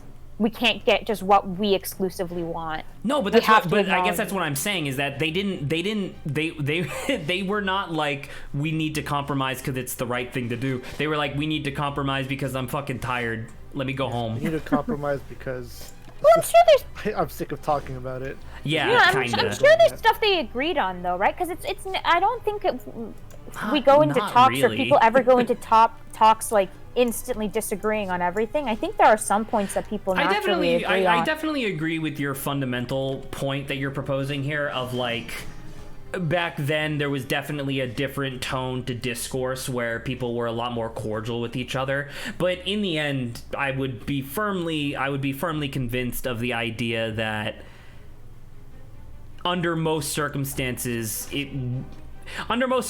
people didn't just agree with each other because they were like polite or whatever. Most of the time, people agreed with each other not polite. because They were very scholarly. I don't think they would agree to be polite. You know, no, but that's what they would definitely I guess that's what I'm getting at. Where it's just like, yeah, I don't know. I don't need to repeat myself again. No, it's probably but, the idea where they broadly agreed on certain topics, but then it came down to the discussion of, well, how do we get to there, right? And I think that's one of the good parts, right? Because you can agree on something big, but the method of getting let's just kill him. To that outcome, that's the debatable part. But it's just, I just feel like it's different. Yeah, it's way different than back in the day. People are way too like emotional about it. It's because it's weird. Like the scholars of back in the day were very. It's just not the people in the government, right? Because I feel like the way scholars back in the day like argued and like wanted to like reach an outcome is way different than politicians do. Well, nowadays. I mean, these are kind of Monka-esque statements, right? Because these are the types of things that people who these are the types of conversations that people who have like cringe compilations get featured in. You know what I mean? Because it's like it's a bunch of young people pontificating about how the world works. But it's just and I'm not saying that this is about you specifically, Saba. I'm saying about like this in general, minus Lawrence, since he's not really saying anything. But I don't know, man. It's really easy for any generation to say that things were different in the past, because obviously they were.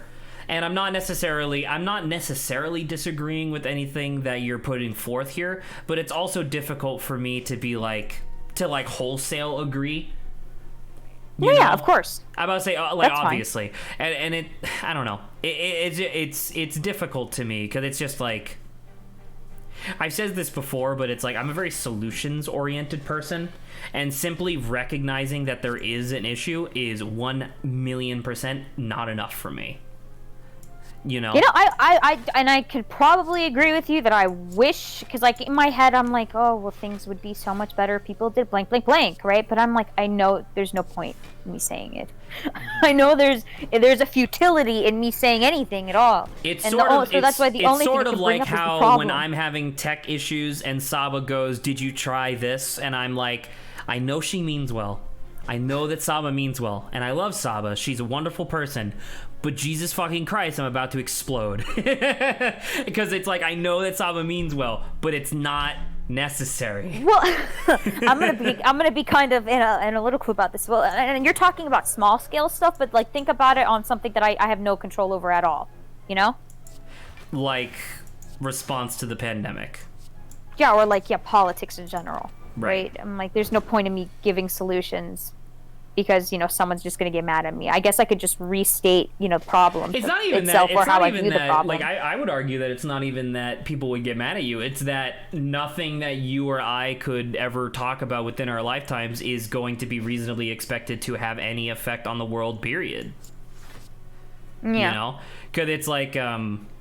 I don't know. It's one of those things where it's like, and obviously this is like once again a little bit Monka-esque, but it's like you look at like AOC, right? A politician who started out as a waitress and is now in politics. Like that's exactly what you're supposed to do within the system, ideally, right? It's supposed to be regular people running the government, and yet she's ridiculed forwards, backwards, and sideways for her history.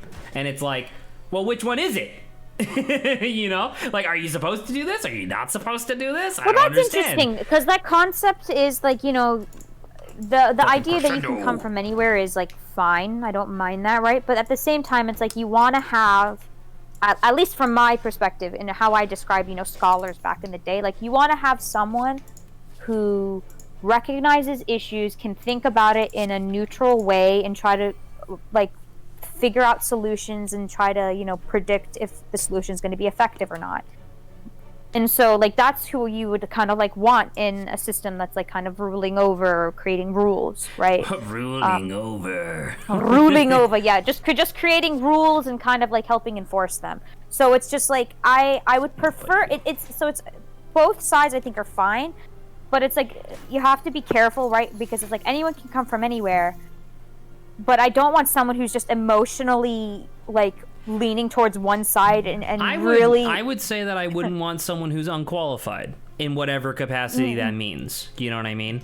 But then again, someone who I don't think is qualified is exactly the type of person that someone else would think is qualified. Yeah, and this is where it becomes interesting, right? And that's why you kind of need set definitions and set rules, right? To go based off I am living in North Carolina now, right? Yeah. And there are a ton of people here who want more religious representation in Congress and stuff like that. And I have to sit and I have to sit there and be quiet because I'm like, you're stupid and I can't wait until your generation's dead. But you can't say that because that's a horrible fucking thing to say. No, I know. And what I can say for that, based off of my history, Zach, I would come behind you and be like, I'm going to kill you. I'm going to kill all of them. I'm going to say no. And if you, and I'm like, go ahead, go right ahead and see how much you she's screw gonna kill me, yourself Lawrence. over. You heard it. Yeah. No, not you. I'm gonna kill them. She's I'll gonna kill kill them. me. I'm gonna she's stand gonna kill behind me, Lawrence. you. I knew she would. According from your words, you said you would walk up to Zach and say, "I'm gonna kill you." Yeah, those are the words that you said. Oh God. But, okay. Well, I meant is I would stand behind and support what Zach said, and also kill them because I think you're also killing me. Yeah. No, not I was you. saying the good God thing. Dang it. Why don't you get what I'm saying, man? How dare you? But anywho, like I said, but I know because I'm just saying, like, also with like my backing and my history, I'm like, dude, yes, Zach, I ice agree. cream. Let's $1,000,000% go. ice cream. Let's go. So straight up, real quick, this is like the second most powerful item in the whole game. So I'm I'm so happy to get it. All right, let's continue pontificating about stuff that we are not qualified to talk about. I need to use the bathroom real quick, though.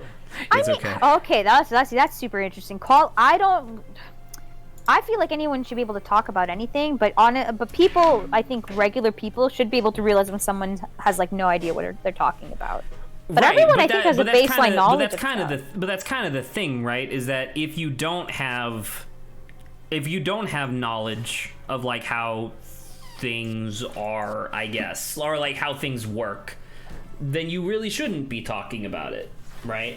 Like if I were no, because you can always ask, right? And people have like a very base. But I'm saying like you and I right now. Like let's assume in some distant future where like the stream actually has a following and we have like 6 people in chat, who obviously I would assume that people in chat will probably be along the lines of like Mikey, someone like relatively young that has like their own like history or whatever. But typically when a community is built, it's built around personalities, right? It's built around like-mindedness and whatnot.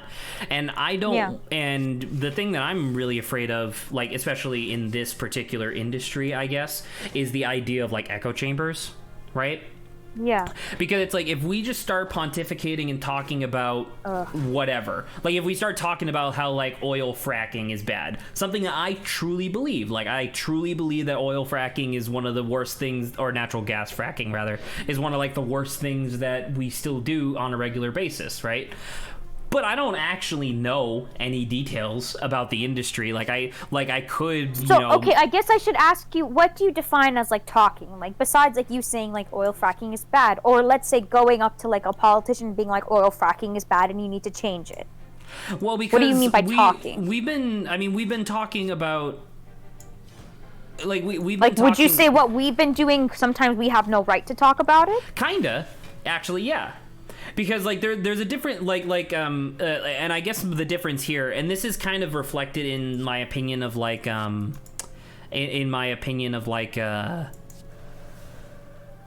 streamers and stuff like that, right? Like obviously we do not really have a platform right now. In the future, if we do have a platform, it is going to be our responsibility to make sure that what we're saying is of positive influence to those people, or at least that's going to be my policy, and I'm going to enforce it on anybody else who's on my stream. I can't believe I fucking died. I'm so stupid. I hate this game. We're done with this game. There should be, because in my mind sometimes I'm like, okay, I understand, because it's like, let's say someone discusses like my cultural history and they want to tell me something about it. It's like, no, what you think is wrong is actually not wrong. It's actually good. And I'm like, I'm sorry. Are you living my life? Are you like, you didn't even live through my history. Like, why are you talking to me as if you know better than me about this? And in that instance, I'm like, okay, I understand this idea of like, I don't even want them to speak about it because they have no understanding whatsoever about it. Like, essentially what I'm getting at, right? So, we still don't have Grant, unfortunately, because he's drowning in schoolwork, right? But, we kind of talked about it before, right? But with Aaron Hansen, main Game Grumps host, obviously, he often goes on tirades in videos about like how the almond industry is terrible, right? And it really irks Grant. Or about like corsets. Sorry? Like, also about like corsets. Remember, I'm just pitching a thing we talked about earlier. You remember? I don't actually, unfortunately. Oh, it's okay. It's okay. Continue. Anyway, sorry, I was just wiping a bunch of dust off my monitor because I just realized I haven't actually cleaned my monitors in a while. Anyway, so, like, every time Aaron goes on tirades like that, he goes, like, Grant, not exactly goes ballistic, but he gets upset because he's like, it's so easy to look at the information and see that this is wrong, but the difference is that people will just inherently trust Aaron and trust that what he's saying is true, despite the fact that over many years of Game Grumps being out, people have informed Aaron that this is not the case and that it's actually a lot better than it used to be. Essentially, well, this is interesting. Essentially, the way that it works out is that I should change. Give me 1 second. I gotta change the category to risk. Okay, you do that. I'm gonna quickly interject and be like, yes, okay, please. well, this is interesting because it's like, well, don't people also inherently have a responsibility to also not just inherently take in information and view it as accurate? I would postulate that it's actually somewhere in between. I think that... Yeah, well, yes, I agree with that. Well, right, but what I'm saying is that I feel like under almost all circumstances, you shouldn't just inherently distrust whatever anybody else is saying. Right? Essentially, the way that it does work right now is that your trust of a person is also heavily tied to like your their affability and your opinion of them. So like, if you're really into this YouTuber or streamer or whatever, and they start saying facts about something, you're gonna be like, oh yeah, that makes sense, right? Because you're inclined to agree with somebody that you're already like that you already like and enjoy. Yes, that's understandable. And so the thing that you're proposing, right, which is technically the way that it should work, where everybody like cross-references their own and researches like actual facts and stuff like that. Or like don't come in like into like a gaming like thing and expect like, let's say Game Grumps to be like an almond like him to know about agricultural almond. But he talks about it like he does know it. Is the thing. Talked about it constantly. Well, and that's why we say context matter. Like, because I'm like, well, if he was actually an agricultural like YouTuber, I'm like, okay, this guy, there's more merit into inherently believing this guy. But if he's just a gamer talking about this, I'm like, I might have to check this out because obviously he can raise concerns, but he's not someone who's inherently shown that this is an area of knowledge that he knows a lot about and he's factually correct about. So, and this is where. And then I'm going to give, like, Lawrence some space to actually talk here for a moment. And then this is where I propose, like, obviously logic doesn't actually work like this, right? This is the sort of thing of, like, it's kind of like a logical fallacy, but, like, bear with me for a moment just to, like, get the mechanics out first. Where it's like, all right, I tell you a piece of information. You may already be inclined to believe me just over the fact that I'm constantly looking stuff up. And by the way, this is the real situation. This is like me, even just Zach, like your telling friends, you. Right? Well, that's what I'm saying. Like me, Zach, is telling you some fact, right? You may or may not be inclined to agree with me because I obviously look a lot of this stuff up in my own time, but sometimes I get things wrong because I read things too fast, yada yada. So that's your own prerogative, right? So if you already have, like, in your mind, you have one of two states that it could be in, right? You're either going to, or I guess 3 states, you're either going to trust me and just, like, take it, not exactly as fact, but you're going to, like, inherently trust me and believe the fact. You're going to not trust what I'm saying because you already have knowledge that you believe disproves what I'm saying, or you're going to remain neutral, but you're already going to have been introduced to the knowledge that I gave you. Right? Yeah, because that's the topic. If you didn't know, if you had never seen the color red before, and I show you an apple, you are in your mind automatically going to associate the color red to an apple for the rest of your life. It's gonna take a lot to get that association out of there, just because it's like the first association that you made. And obviously that's a really extreme example, but that's sort of what we're talking about here. Okay. So the basis for which you're going off of is that people who have literal no recognition whatsoever, like the concept of color and red, they have no idea what it is, shouldn't be speaking about. That's where you're coming from. Not well. Okay, so I guess the actual thing I was trying to get at was and it took me and it's taking me a minute to get there, was more along the lines of like, people don't really have the time or wherewithal, or at least they don't feel like they do, to look up every single fact that they get presented, right? And theoretically there will eventually be a boom, love him. Theoretically, there will eventually be there'll be like a critical mass of information where eventually you've looked up enough factoids that you'll be able to like say yes or no to most things. But most people aren't going to get there. Most people just want to have a casual conversation and move on with their life. But then that leads to a lot of difficult situations where it's like, you know, once again, like we kind of already mentioned it, but like anti-intellectualism and stuff like that are big problems in the U.S. and the world over at the moment. It's so depressing though, because it's like we have come like such a way to be like, dude, just Google this. Takes 5 seconds. You can. Like, that's incredible that you can straight up just go to an internet service and look up most things, and under almost all circumstances, it is going to be some facet of true. Right? Yeah. Like, it's not like Ask Jeeves, right? Like that old search engine where shit was really bad. Like, you would look up like what's 2 + 2, and because a bunch of trolls on the internet said it was 17, it would say 17. You know? Yeah. All right, I'm gonna take this because I'm a badass. Let's go. Okay, any statements we get to Lawrence? We go to Lawrence. Now Anything else like you want Lawrence. to say? Okay, Lawrence. Alright, fine. Let's put the spotlight on me. I don't know. I guess it's weird. Information is so readily available for us, yet we still are within this idea that one person said it, so it must be true. And I feel like it depends on how popular that one person is. Yeah, and that's like to bring in the idea of, actually to reference the idea of the corsetry, right? Is that so many celebrities, this is an example, say that corsets are like death machines, right? And what is super interesting. And we right, talked about this because I had actually fallen prey to this like ism, and I'm still not super sure whether or not you were correct about this, but I do trust you more than I trust general popular media. But yes, please continue, because this was actually really interesting. Where this idea that corsets are all like death machines is wholly inaccurate, and that corsets back in the day were actually very much used as a structural support for women, and they were very useful for women. Now, of course, there are people, like anything, that take things to the extremes, right? But basically the extremes is all people know.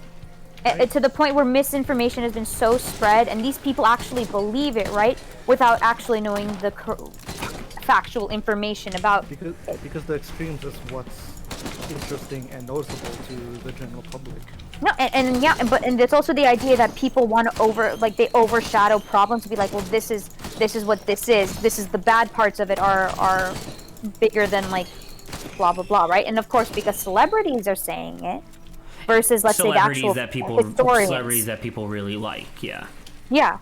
They're gonna believe that's one of the things, and this is obviously like diverting from corsets a little bit, but that's one of the things that really irks me. Like, I see it on the news. Like, what was there was some actor or something like that who recently got into obviously not like, it wasn't nothing, but it was basically just like he got into like a car accident. And obviously that's bad, and I had hoped, and I because I don't want anybody to be hurt, but it was all over the fucking news, just like every day, forever, and I was like, oh my god, people get over it. This like just because this guy is like, Woods? Yes, it was Tiger Woods, and I was getting so sick of it because it's like, obviously I don't necessarily have the highest opinion of Tiger Woods, but that's like irrelevant, or at least I feel like it's irrelevant, because the point of what I was getting at was like, dude, people get into like car accidents all the time, and just because it's Tiger Woods that got into an accident has no relevance whatsoever. It's just the fact that it's a name that people recognize. The celebrityness or whatever is it's just a weird concept in general. But because it was ultimate of the corset story, which was super interesting for me, Lawrence, is that when I was talking to Zach about this, he's just like, well, people, because obviously I talked about, well, there are some negatives to corsetry too, and Zach was saying, well, don't you think people should be aware of those? And I'm like, Zach, literally the only thing people are aware of is the bad parts of corsetry. No one knows the actual everything else about it. Like, and I think that's where it like comes down to. after having this conversation, I remember I looked it up, and essentially the way that it was broken down, because like, I'm not gonna lie, Saba, it was very difficult trying to find any resources that didn't just immediately say that corsets were like horrible and like murdered people, essentially, like murdered women. Yeah. But eventually I did find some stuff that was like, well, actually corsets were blah blah blah, and basically I'm dead. I should really stop taking that thing that's like, hey, cut your health in half, because that's not a good thing for me. Anyway, man, this entire chill stream is just going to be Zach being bad at video games while we talk about like semi-political topics. That's gonna be the whole stream.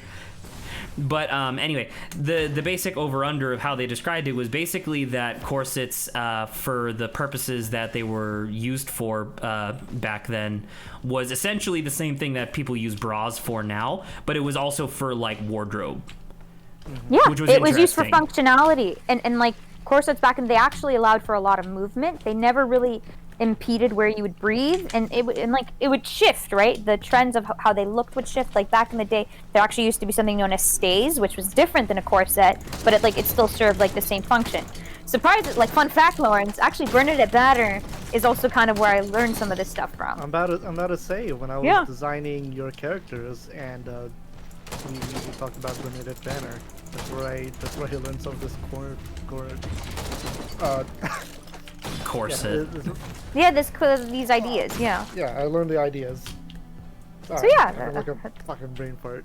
No, it's okay. You're fine. Cool, but that was a There's fun a lot time, of talking like, going haha. on, so it's totally fair to have brain farts. So yeah, I don't know. there was that point to aid in Lawrence's point, I guess. It's just like and it's quite difficult, right? Because people talk about a lot of stuff that happens when you start like making videos, right? Like one of the first things that people always talk about is like, oh man, my voice sounds weird, right? Because you're not used to hearing your voice from an external perspective.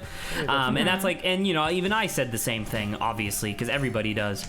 But it gets a little deeper than that, at least to me, because it's like one of the things that I'm noticing over time as well is that the way, not exactly just like how I talk, but also how we talk to each other is quite interesting among like this particular group, because like whenever I am trying to have like or trying to like spearhead like a quote unquote intellectual conversation, it is 90% of my sentences start with I don't know, anyway, and then like I just move on to like the next point because I don't really have anything else to say. And I know that's just like a conversational thing in general, but it's one of those things where it's like I can't help but feel a little bit self-conscious about that, because I don't know, from my perspective, when I'm listening back to it later, it really sounds like I have no fucking idea what I'm talking about.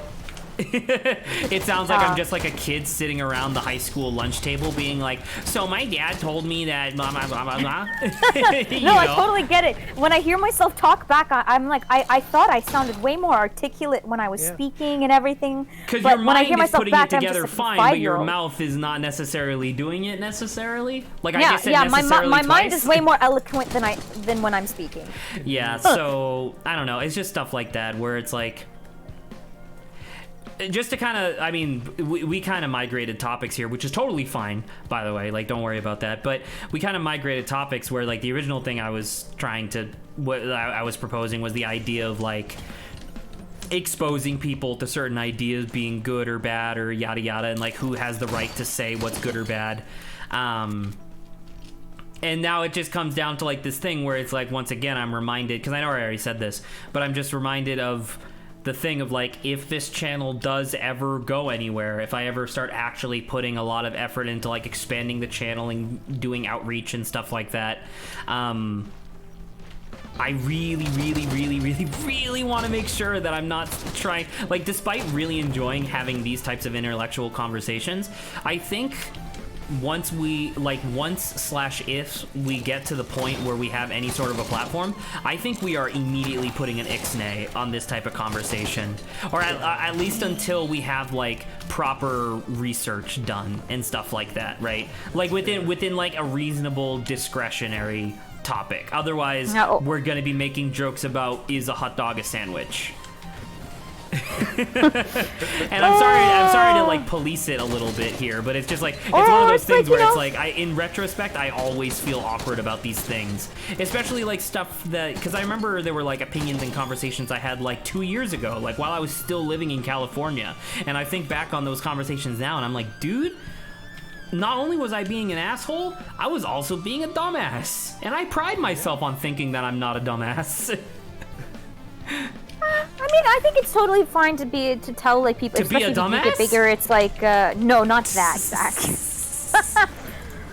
To people, it's like, well, we're talking about this in a way. We'll mention whether or not we've actually done research on it, or we'll be like based off of our world experience, you know? Because I don't ever want, well, not ever, but it's up to you. But it's like, I hate the idea like of eliminating everything just because we haven't put like 5 hours.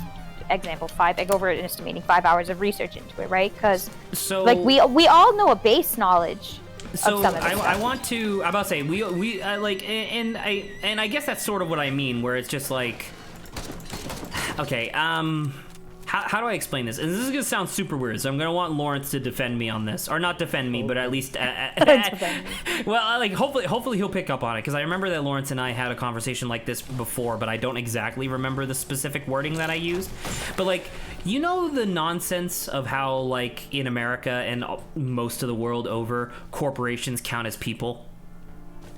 Right. Oh, I hate that idea. I remember talking about that actually with someone. So corporations are people. Like obviously that's like dumb shit, and I hate corporations in general because I think that they're the death of humanity. But I don't necessarily think like not only do I not think that corporations are people, I also hazard to say that I don't think that like collectives of people are people, if that makes sense. In the sense of like, I guess what I'm getting at here is that if the stream ever gets, and I already said this, but like I'm just elaborating, where if the stream ever gets any sort of a following that allows us to have a platform where we'll be, introducing topics and ideas to like an extended group of people, I don't think we have the luxury of leeway in the conversation anymore, at least to me. I understand what you're saying. You have to be because remember the idea of that I brought up before. It's like if a person makes a mistake, like if a single person makes a mistake while talking with like friends around a kitchen table, that's like what, 3 maybe 4 people who could be inadvertently affected by this information. Whereas like if a person's standing at a podium spouting absolute nonsense to a bunch of people, that could be like hundreds or thousands of people, because it's like misinformation spreads like a fucking sickness. Like if I say something that's just factually wrong, but I was pretty sure was right, that'll disseminate super far, and I don't want that. I don't want to be responsible for that. I want other people to feel the same way about being responsible with the information that they say. Well, because what I was mentioning before is this idea, remember, of nuance, and it seems like people are inherently forgetting we're already discussing nuance. Where the fuck is the teleporter? Like, give me a freaking second. I've been wandering around this goddamn map for how long now? So, Lawrence, where is the teleporter? We were talking about nuance, right? So this idea of that sometimes, like, Zach was like, Saba, you're just making broad sweeping statements, and I'm like, Zach, it seems like you've forgotten that I already inherently understand that nuance exists, but it's like sometimes when you get on a bigger platform nowadays, because there's a lot more people who forget nuance exists. Now you're going to have to constantly mention, it's like, yes, I'm talking about nuance. This is what's happening. But it's also like, it's the same concept as the death of sarcasm. Right, I don't know if you've ever been introduced to this idea, but like the death of sarcasm is the idea of like, if you're talking to a group of people, like let's say you're doing a comedy act, right? If you're talking to a group of people and one person in there doesn't understand that you're being sarcastic when you're making like a 9/11 joke, which obviously might not necessarily be the most appropriate thing to begin with, but as soon as someone doesn't understand that you're being sarcastic or making a joke, suddenly that becomes a problem. Right. And so it's sort of the same thing where it's just like, because once again, because I more or less know Saba and I more or less understand where she's coming from, I know that she means well when she makes these broad sweeping statements. But if we already fall into the habit of having these conversations in this way, in the future when we have these conversations, that's going to be a problem, because people are going to not only like give Saba, oh there it is, Jesus Christ, not only are people going to give Saba for making these sweeping statements, it's also going to like kind of bring in a certain group of people who, because like Saba makes the broad sweeping statements for the sake of like conversational brevity, which I really appreciate sometimes. Yeah, because we honestly can't talk about some things if I we have can't to talk about acknowledge them nuance ad to, like, nauseum, you know, like you just can't do that. Yeah. And Yeah, so yeah, and so it's like I forget, appreciate, think. and once again I really appreciate it when Saba does that, but it's also along the lines of like some of the statements that Saba does make are, you know, stuff that people would latch onto because they already feel that way, but without the nuance to the situation. No, yeah, and that's the thing. I think in today how we talk, people, as we were talking, people don't care about context. They really don't. Everything is surface level.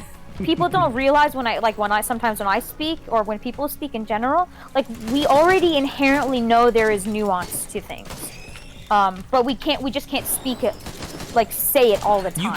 You can't talk in nuance. That's not how humans speak. But the thing is that I don't know. At least I feel like you should if you're talking to more than like 12 people at one time. And I understand, and I think that's where it comes down to. I think what we can say is that we're not experts on this, but we are talking based off of the knowledge we know, right? And I think that, because that's the thing, because we are not, because obviously we're humans in the way that like we don't know everything, and since we're not a professional, everything we should be taken is like with this idea of that it may or may not be wrong, but based off of what we know, we think it's right. So, and this is one final thing, and then I'll let Saba go, and then let Lawrence respond again, because it's really been the Saba and Zach show, as Lawrence is like, dude, this is interesting as hell. Lawrence, I swear, I want you to talk more. I know I'm overbearing. But especially me. Very prepared with this conversation. It's not even that I'm prepared with this conversation. It's that this is the shit that I think about 24/7. You know. Oh, and this is the stuff I'm slowly becoming concerned about. So I guess from a different perspective as well. But it's like a little bit further a little bit further behind. behind. But I don't know. It's the one of the things that I think that people in general have, and I very much fall into this as well, is reframing opinion as fact. In the sense of like, once again, sort of what I was saying before, right? Where it's like, for the most part, people will inherently believe somebody that they already like, right? Like a personality that they already enjoy. It's sort of the same, like once again, this is kind of an opinion, more of an observation, but I feel like a lot of people end up doing the same thing when they're trying to talk intellectually about things. They will sort of know a little bit of information, but because of their opinions about the topic, they will then portray it as fact. And that's one of those things where it's like, obviously the nuance is still there, and the expectation of like, hey, you should be, you know, looking this stuff up on your own, is theoretically put into play. But it's one of those things where it's like, I do that quite often, and I'm, you know, obviously for the past like 7 years, I've been desperately trying to like work it out of my conversational repertoire. But I don't know, it's just one of those things where it's like, people with what the hell is this? People with the best intentions oftentimes say things that don't necessarily hold up to scrutiny, and I guess that's all I'm really getting at here, is that sometimes that makes me feel not great. And I think it's just because inevitably someone's just gonna say something or take something in a way where then like a lot of people are just gonna jump behind them. You know how like bad. literal minutes ago you were talking about how like, oh dude, what happens if I take 2 of these crowns? Hell yeah. So by the way, each of these crowns makes it so whenever I deal damage I generate money, but whenever I take damage I lose money. So it's just ×2 now. That's funny. Yeah, look, I just lost like 20 something gold because I lost 10 health. Oh shit, dude. Hell yeah, let's go. Anyway, sorry. Remember how like literal moments ago you were talking about how like that therapist guy from YouTube was like, yeah, anxiety comes from like worrying about the future. Literally my entire perspective on this conversation for the past however many minutes is I am worried about how the information that I convey is going to affect people in the future. So you're getting anxious about it, right? I am very anxious about the information that I spread, and even when we're just pontificating about ideas, like how do you feel about X, Y, and Z? I'm really worried about people just inherently being like, oh yeah, that makes sense. I'm going to believe that without actually having the onus to, I don't know, like look it up themselves. I guess is what I'm getting at. Yeah, and it's funny because I just to add something about the anxious too. It's funny because the way the Dr. K described it is like being anxious is not actually a bad thing because it's your body's natural way of like trying to avoid something it deems dangerous that'll happen in the future. So it's like not death. actually a bad thing, but it's like it has to be in moderation, I am Kids. aware. It's still very stressful. Did you know that being stressed all the time forever is bad? More wise insights with Dr. K. Here, let me here. I can just send you guys that thing. Might as well. But we said we wanted to get Lawrence's. I was just about to hand it off to Lawrence because we do have a third co-host. Hi, Lawrence. What do you think? Oh! I feel really self-conscious. From where? We were just talking about bias and we immediately moved to anxiety. Well, I mean, that was more just a tangent because I was like, I just thought it was like kind of a funny observation because I was like, yeah, literally we just were like, oh, anxiety is about like, oh, the future or whatever, and everything I've been saying is like, man, I really hope that I don't say some stupid shit that negatively affects somebody else's life. That'd be bad. You said you wanted Who is solutions. that guy? That's Solutions. Dr. That's K. Dr. K. That's Dr. K. Yeah, solutions to anxiety, Zach. That's exactly what you wanted, right? That motherfucker is such a therapist. Look at him. He even does the face. Well, I guess he fixed his profession. Oh my god. Yeah, well, there you I'm go. like, there you go. You want a solution, Zach? The literal title of the video: 2 solutions to anxiety. So, But it's only 18 minutes long. I'm about to say, how are you gonna fix my problem in 18 minutes? That sounds ridiculous, doctor. That sounds like false advertising. I'm gonna sue you. Once again, Lawrence. What did Lawrence have to say? Well, so I was gonna ask Lawrence a question, which was like, so obviously Saba and I have, and you for the most part also weighed in on this, but like, how do you feel about like our conversations where we're just pontificating about like the state of the world and stuff like that? And what, like, how it'll affect our Well, like, future do you platforms. feel like we, like, because once again, it's not like we actually have an audience, right? Like, I'm pretty sure the 3 people that are watching right now are you, me, and Saba, right? Like, I'm pretty sure that's the 3 people who are watching. But if in the future, when we do get to be a larger channel, do you agree with me when I say I feel like we have a responsibility to make sure that what we say is accurate? No, absolutely. Which I'm not saying that Saba didn't say that, by the way, but it's just like, I don't know. Boom. We gotta get our information accurate, because as we have discussed, people are very biased towards well, not that we're celebrities, but we are. Oh my god! if Did once you we just have a see that? I just lost all your money. $193 because I fell like 8 feet. Oh my Jesus Christ. We're a little taller than 8 feet, I gotta say.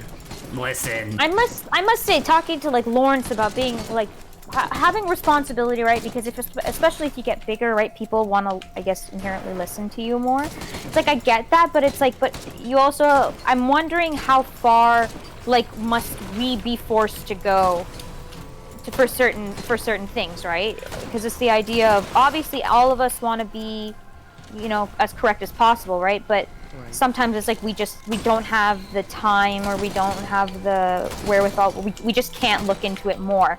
And I'm like, I don't think we should be punished for that. Yeah, we're not experts on everything. We have 5 hours every Sunday to fill with dialogue, whether it be voice acting or whatever. Like, we have content that we have to make, so we have to fill it with fucking something.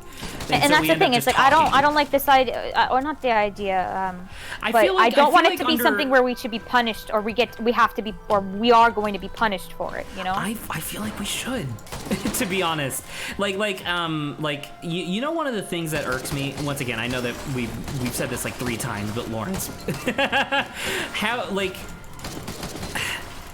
one of the things that really irks me about celebrities as well, because I already talked about how celebrities irk me like multiple times already, but like one of the things that irks me as well is the idea that they, like, a lot of celebrities really feel like they want all the privilege of having an extreme amount of fame and wealth without any of the responsibility or like they want all the positives without any of the negatives. And obviously anybody would be like that, right?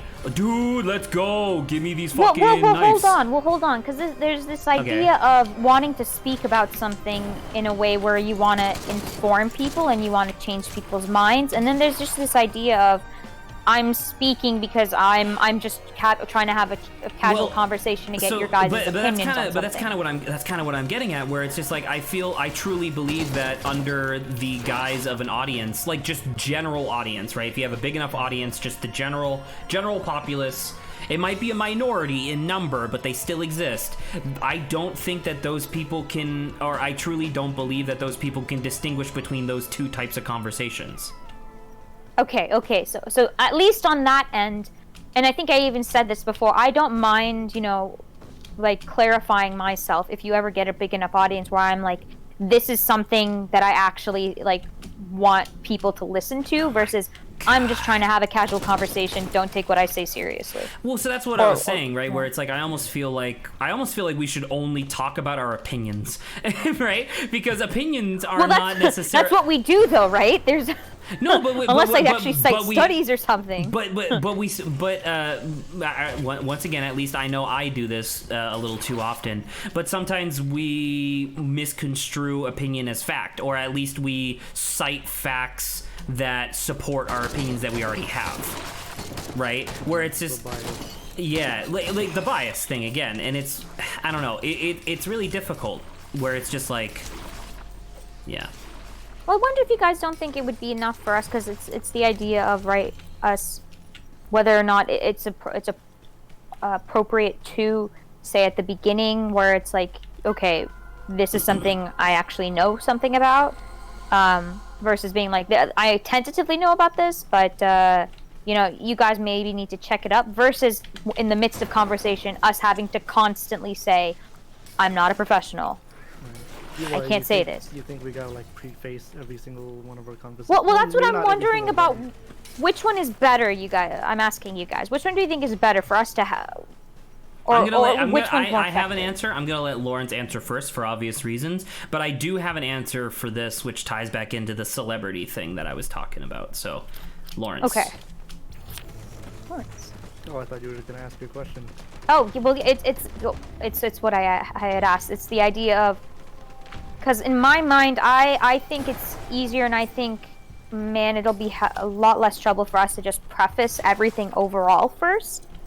But in my mind, I'm asking, it's like, do you think in the climate we're in right now, or is it better to do what I said, to preface everything just at the beginning, or have to like constantly remind people that we understand nuance and we are talking in a nuanced way? Are they not both the same thing? They're not. One of them is at like the beginning of a topic we're talking about. I say, I'm not a professional about this, so some stuff I might say is wrong, some stuff I may is right, but I'm just going to get into it. Yeah. Or versus like I'm talking, it'll be like, but obviously I'm not talking about everyone, right? And then I'm talking, I'm like, but like when I know Saba there's makes a the big minority sweeping blah, blah, blah. statement, she would have to theoretically be like, which I don't mean everyone, by the way, I'm just talking. Yeah. Yeah, I would have to say that almost every other line. I think I would just preface it with, you're not an expert, because, Okay. I don't know. I feel like I you're would agree jumping with all that. over your words if I gotta constantly say, like, well, not everyone, or like I make a general, a sweeping statement about, like, a whole lot of people, and I say, oh, not everyone, just to be 'Cause- comfortable with my words a lot. Yeah, because in my mind, I think people nowadays are more like you have to bring up nuanced every second. But I don't know. I want to hear Zach how Zach thinks about it too. Remember how, like, this is sort of this is actually going to be the conclusion of a point that I actually brought up a while ago, where I was talking about, like, corporations not being people, right? Mm-hmm. The moment, like, we're like, I guess early YouTube and early Twitch and stuff like that. Well, definitely not early Twitch, because the internet definitely already had, like, influencers at that point. But, like, early YouTube, people who were making videos back then, you could claim that they accidentally stumbled into, like, fame, right? Which is fine, because then that means that they don't necessarily have the responsibility of, like they don't have, like, the onus to make sure that what they're doing is, like, okay or whatever. But essentially, sorry, what I'm getting at is that, like, for us in this particular scenario, and for a lot of scenarios, I am not doing this. Oh shit, I just fucking threw my phone across the room. Oops. It's not broken though, it's fine. I am not saying that we are doing this for fame, but I am fully acknowledging that this might turn into something someday where we do have influence, and based on that knowledge at all, we have to take the I truly believe that we have to take the responsibility to make sure that it's perfectly clear whenever we're having these discussions. Like the thing where Saba's like, I think we need to preface it at the beginning, or, like, every time we say something we have to, like, clarify it. I want to do both.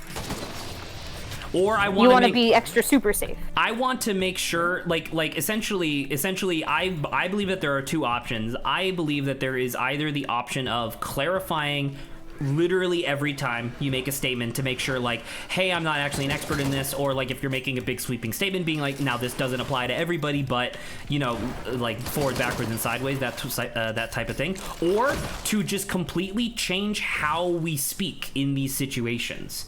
In terms of, like, actually not exactly, like, studying or anything like that, but just being, like, training ourselves to be like, okay, this is how you're supposed to talk about this sort of thing in this sort of context. Not because I want people to torment themselves with, like, not being able to speak like a human being, but because I don't think that once you become, like, there's a difference between Robert Downey Jr., the human being, and Robert Downey Jr., the actor, who has tremendous influence over, like, people's perception of, like, the world, right? Like, if Robert Downey Jr. goes on social media and he starts talking about, like, X, Y, and Z, but he has, like, no qualifications to talk about it, people are just going to believe him by default. Right. So I guess that's my point in this conversation, is that the dichotomy that Saba proposes is obviously very much valid, but I don't think it stops there. I do believe that there is a difference between the individual who has influence over other people and the individual who, you know, just lives their daily life and that's it. Yeah, I could even say, well, how far, Zach, do you think we are in terms of how we already talk? I think we're mostly there. I feel like for the most part, okay. Our group isn't, like, highly, like, obviously we're opinionated, but who isn't, right? Yeah. But we're already, like, mostly careful and mostly, like, try to remain factual to what we know. But every once in a while, and this is me citing myself mostly, every once in a while we will talk about something that we are just vastly unqualified to talk about. But it's like we want to learn more. Like, and that's the thing, where it's just like, if I want to learn more about something, talking about it on stream is not the time to do it. And that's kind of the problem as well. This is like a slight tangent, but, like, we don't really, I mean, we do occasionally, but we don't really hang out as a group anymore unless we're on stream. which is kind of like, you know, the point of the stream is that we're hanging out on stream. This is our hangout, that was right? the primary Whereas objective game for nights stream. previously were private events within my apartment building, you know, within our room. Now our game nights, quote unquote, are public and available and have VODs on YouTube. You know? Yeah, yeah. So Um, obviously there's a difference in there, which I'm like, I think also, Zach, like sometimes when, because I think we're also just good examples of like people as viewers as well. So it's like, if I were to talk about something and you're just like, I don't understand, like, do you mean like this in a nuanced way? And I'll be like, well, yes, of course, this is what I mean in like this nuanced way. So it's like when, like from a people discussional inherently- standpoint, I also feel like Yeah, we're pretty yeah. good with that. But I don't know. One of the things that I've been encountering recently, because I've been absolutely demolishing like video essay YouTubes, right? And when I mean demolishing them, I don't mean like destroying them because I hate them. I mean like watching every single piece of content Like that they've ever consuming them. produced. Yeah, consuming them. And one of the things that I even said this to Grant, I think I said it to Lawrence, but one of the things I've been really wary of is if I'm watching a video essay that's talking about like some sort of opinionated or political whatever, because politics is basically just opinions. If I'm watching it and I find myself like agreeing with 100% of what the video is saying, or if everything the video is saying comes off as like hypocritical bullshit, I know that that's not necessarily like the best thing for me to be watching because it's like it's too heavily biased in one way or the other. Like trying to find it's something super that's- interesting. Well, in like what context are you talking about video essays? So like I'll give you an example. There's a guy by the name of H Bomber Guy. He's very famous on YouTube. He's done a lot of stuff, and he's done a lot of like really good video essays in general. I will admit that it's very high quality, but the problem I have with the content that he produces is that every single thing he was saying in the videos, aside from some of the cringier jokes, I found myself agreeing with, because there was stuff where like he was going on and on about like how, like just on and on about how like like capitalism bad, corporations bad, okay. like stuff like that, and it's like. Or like he'd be talking about like he did a video where he was like talking about the concept of cultural Marxism and how it doesn't actually exist and stuff like that. And long story short, it was just one of those things where it's just like I suddenly realized, like I essentially in like a metaphysical way, I went, man, this is really great. And then suddenly I heard my voice echo for like 30 minutes and I was like, oh, this is an echo chamber. Oh, Okay, I get what you're saying, because sometimes when I think of like a video essay, as soon as you said that, I'm like, wait a minute, I'm thinking of like someone talking about like a movie. And then Yeah, being you're thinking of well, like a they movie used really- review or something. There's Yeah. so many other ones, because the thing is that Yeah, like, yeah. video essays are just like, you know, they're definitely not a replacement for anything else, but they're basically just mini documentaries made by, you know, a person in their spare time, sort of. Yeah. So And- that's what you're talking about. Okay, Yeah. okay. It makes much more sense to me, because I'm like, yeah, I watch video essays as well, but it's like, you know, I guess they're Hello? talking, analyzing he is. movies and like themes and blah blah blah. And I'm like, I definitely Boom, don't he think you're dead. talking about Did you that. see that? Deleted Did you him. just see that he exploded? yeah, you deleted him. Hell He yeah. came in. Anyway, sorry. But yeah, so I don't know. Like this is a particularly interesting thing because I'm not gonna lie, there was a second half to the original conversation that I wanted to get to, which maybe we'll loop back to in a moment. But yeah, I don't know. I guess that's my opinion overall. Of just like wanting to be extremely thorough with the information that we put out as being factual or true, or not even true, like stuff that like. It's really difficult, right? Because it's like, even if it's something that we believe to be true, and I don't even mean like factually, I mean like moralistically, I also feel like that kind of fits into the same category. Because it's just like, I don't necessarily want people to just take our words at face value. But then again, you can't just constantly be like, oh, look it up on your own, by the way. Because then that just makes it so fucking boring and impossible to talk. Also, most No, yeah. people Won't even bother to research do that themselves. anyway. The only time when people would do their own research is if they have some sort of connection to it. Yeah, if there's Like- an investment. Like go back like an to investment, like whether it's enhancing- fascination or it personally affects them or what Yeah. have you. Yeah, like Yeah. go back to the Aaron Hansen example with the almonds. Grant's family owns an almond farm. Right, there's that, and then there's the like that's his side, but on my side, I don't eat almonds, and I don't really do anything with almonds, so I don't really care about the information. Right, but so you hold the information with you still. Yeah, but like, I didn't have any information about almonds, but because this guy on the internet, who I've watched plenty of times, say almonds is bad, I just inherently go, yeah, sure, okay. Yeah. Exactly. And then when the conversation exactly comes up, about. that's what you'll say, right? Yeah, and I have no emotional value tied to almonds because I don't have anything to it. All I have is a guy saying that almond bad. And so that's what I'm getting at, where it's like, you know, like Aaron Hansen truly believes that, like, he still truly believes that, like, almonds bad.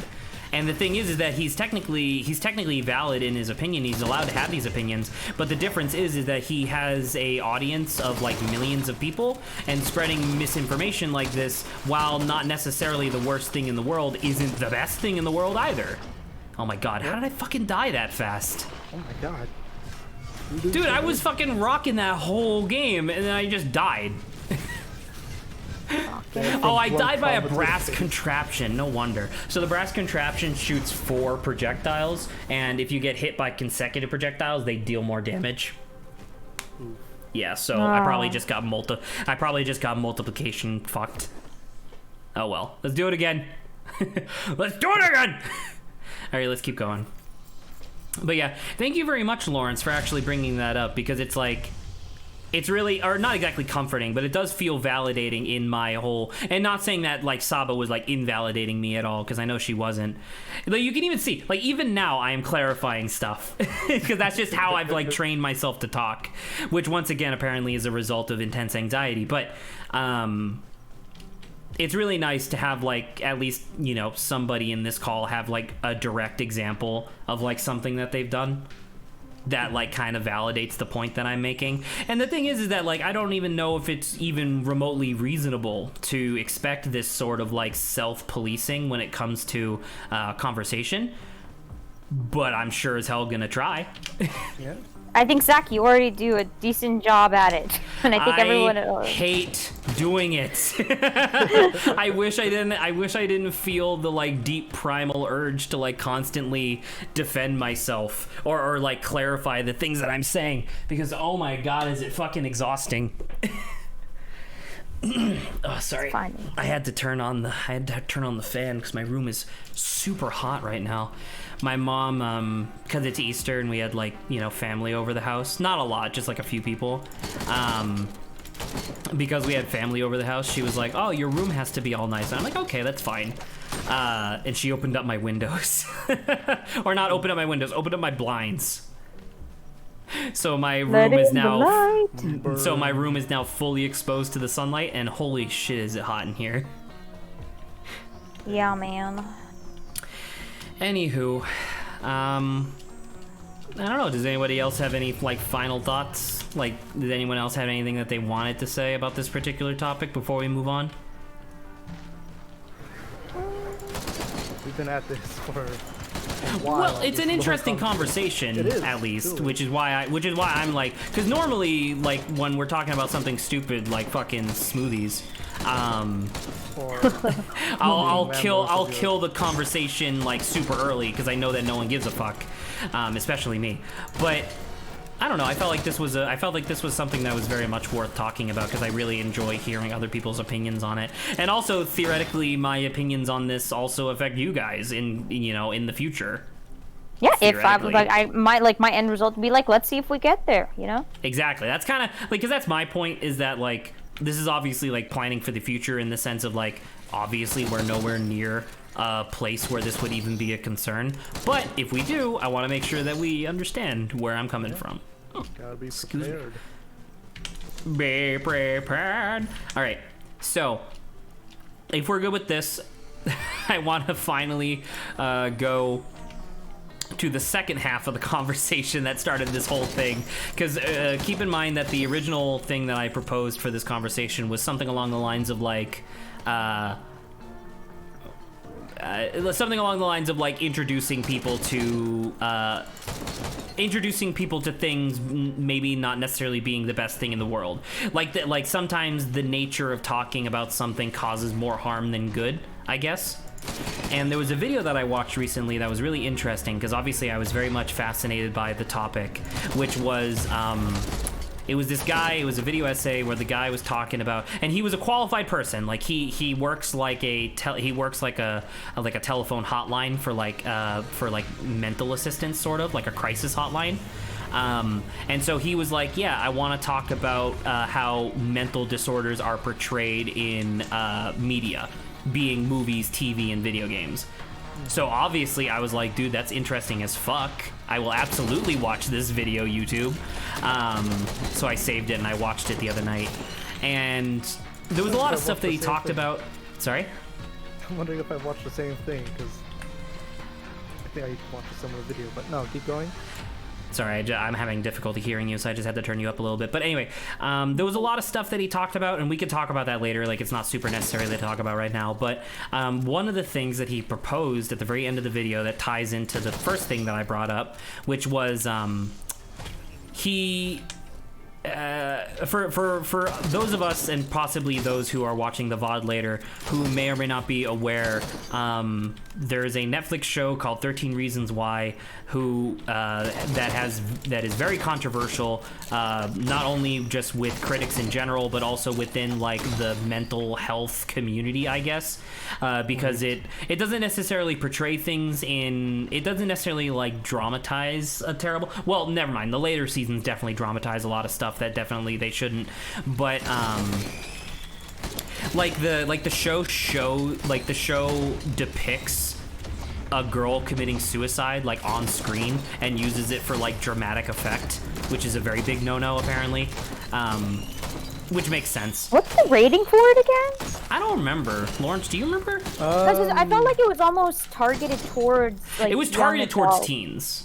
Yeah, I could definitely check it out. That seems like an easy. And I think that's one of like the bigger problems. I think that also contributed to what you're talking about, Zach. Well, so sorry. Once again, I'm kind of going on like tangents just for the sake of like not being factually correct, but like giving context to what I'm saying. So the thing that he brought up that was really interesting was technically there is also this principle within the like the mental health community. The number one thing that's the most important for when you're trying to get somebody help for whatever mental isms that they might have at the moment, one of the biggest things that they need to that you need to focus on is the concept of buy-in, i.e. like the idea of them believing that a therapist could help them with their issue. Right? Like that's one of the most important things. And then a semi-controversial principle that's not nearly as important but is still something that needs to be considered when making media is not romanticizing and not portraying certain things. Because like it's difficult to talk about, right? Because sometimes, technically, what I'm doing right now is exactly the type of thing that the guy who made the video was questioning whether or not he should have done either. But the difference is that I'm not going to get 400,000 views on this video. There's a character from, like, this is an example. There's a character from 13 Reasons Why who is contemplating suicide, right? But she doesn't go through with suicide, instead choosing to go with self-harm, right? One of the reasons why she chooses to go with intense self-harm, like cutting her wrist and stuff like that, is because she truly feels like she doesn't have any control over her life, and by committing self-harm, she feels like she has a little bit of control, and she's able to get back to a quote-unquote normal position, and and the suicidal thoughts will like subside for a while, right? So obviously not the best thing, but at least she's not dead. There's a line that she says that is not necessarily the most helpful thing in the world, where she says something along the lines of like, suicide is for the weak. Essentially trying to make the statement that if you're a strong person, you will self-harm instead of suicide. And the thing is that the statement itself is quite harmful, because there's a lot of people who would be watching that show, especially a show that's like, hey, this is about like mental disorders and stuff like that. the statement itself is really attractive to a lot of people who definitely should not be hearing it. But the thing is that it's also a very accurate portrayal of how a person who is having suicidal tendencies might think. Like, that's actually and the guy even says it in the video. He's like, yeah, self-harm is actually not exactly perfectly valid, but it's definitely widely used in terms of an alternative for suicide, because it still gives you that sense of control. But the way that they do it in 13 Reasons Why romanticizes it, because she says it in such a way that makes it seem like it's noble and heroic to do it. But the thing is that a real person would say that. It's sometimes I like boil it down to whether or not it's good or bad writing. And it's quite interesting the way. And so, but that's sort of what I'm getting at, and I'm gonna let you finish this. Because thank you very much, Saba, because you actually cut straight to the point that I was trying to get to. The basic over/under that he was getting at with this particular point was that technically, whenever you're writing about mental disorders or like mental isms, is that you're writing for two audiences at the same time. You're writing for the audience that has the mental disorder, and you're also writing for the audience that doesn't and could never truly understand. And so, like, for the audience that is contemplating suicide, they're going to look at that scene and they're going to be like, oh, maybe I should turn to self-harm. Maybe that'll help the suicidal thoughts go away. But then on the other hand, you're also writing for an audience that suddenly goes like, oh my goodness, I didn't realize, is my daughter thinking, is that why she's cutting herself? Oh my goodness, I should get her some help. You know, stuff like that, right? Like, you're writing for two audiences at the same time that will have very different reactions to the same line. So yeah, so sorry, Saba, please continue with what you were saying. So yeah, I mean, overall, I was just saying sometimes it's a matter of good or bad writing, and then the way that it's being displayed. Sometimes you should be like, man, it could have just been, you could have had the same line. It's just, you know, the context and I don't know, the way that it's been directed out was just bad. Well, but that's the thing, and and this is what we're talking about when we say like, oh, there's like nuance in things. When I say that it's portrayed as being heroic, I mean more along the lines of like she is saying it as if she is being noble for doing this thing, which is exactly what a real person would do. Okay. Yeah. So I'm gonna get into that. Yeah. So, yeah, but before you say. Yeah, so yeah, please continue. Then there's this idea of. Does this teleport me? This is Nope. a character, and that the disease that they have. Or disorder or whatever. Yeah, let's say disorder, whatever. It doesn't matter. I get your point. People deal with things very subjectively, and just because this is like something, and it might be actually factual in the essence of like, yes, some people do say this, but normally then the critiques, this idea of romanticizing, because it's if you bring something up in any way, shape, or form, somebody can construe it as romanticizing it because you're trying to get people's attention by it, kind of, right? Because it's like this idea, because sometimes people use a disorder because not many people have heard of it as like an interesting element of a character. And already inherently by saying interesting, some people might say you're romanticizing it. Right, because you're saying that it's interesting, which is something that people would desire to be. Right. Yeah, and it's just cited within the video that was really interesting because I really liked Split. I thought Split was a very good movie, but I didn't even realize because I didn't really think about it. There's a line towards line towards the end of the movie. The portrayal of like split personality disorder is antiquated and very much not accurate and not helpful to like, you know, how split personality disorder actually works in the real world. So that's like a different problem in general. But there was one particular line that the guy who made the video pointed out that was quite interesting, which was the spoilers if anyone hasn't seen it. The guy, he essentially turns into like a superhuman at the end because one of his split personalities is like a monster. And he's going to murder the girl that was kidnapped and yada yada. But when she's like cowering behind this like this metal fence, he notices that her stomach is like completely scarred and stuff like that because she's been self-harm. She's like been harming herself. She's been self-harm. She has been. He looks at her, starts crying, and says something along the lines of like, the broken are the more evolved. And it's the sort of thing where it's like, dude, that's romanticized as fuck. Because it's not necessarily that you should feel ashamed for, you know, for like having isms or disorders or whatever, but you should definitely not try to have one to be more evolved. Like, that's and ridiculous. It's quite interesting. Because Split 2, like, I would say from like a storytelling perspective, is very interesting, but DID, which is what multiple personality disorder I think changed to, DID, it is in some ways accurate to DID, but then not in other ways. Like the fantastical elements are separate from like the actual idea of like someone being traumatized. But the thing is, right, if no one has any recollection or have any like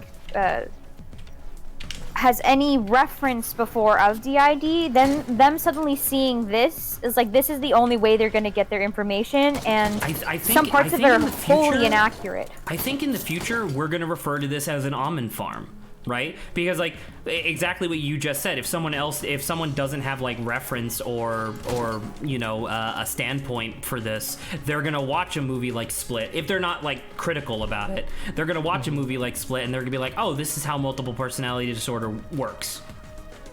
Right? Yeah, and that's exactly, and the point that I wanted to make, for at least for this farm, and like the whole, like, for that movie, I like what would have been best, and this is something I actually said we should do, right? It's the idea, let's preface it, is that some of this is like legitimate and like in terms of trauma and like DID, but like this isn't all that like DID is, and you should not take this as an example of a factual example of what DID is like. But then at that point, you gotta like explain which part is real and which part is. Well, the thing is, it's a disclaimer, right, Lawrence? Right? Or you could just say disclaimer, like this is not an accurate portrayal of like DID, right? That's fair. It's just in your wording. It's just in your wording, you know. So yeah, and that's what I even brought up before. That it's one of those things where it's like that, like, and obviously this is anti-corporation Zach talking, but it's like if you put a disclaimer like that at the beginning of your movie, it's not gonna do as well.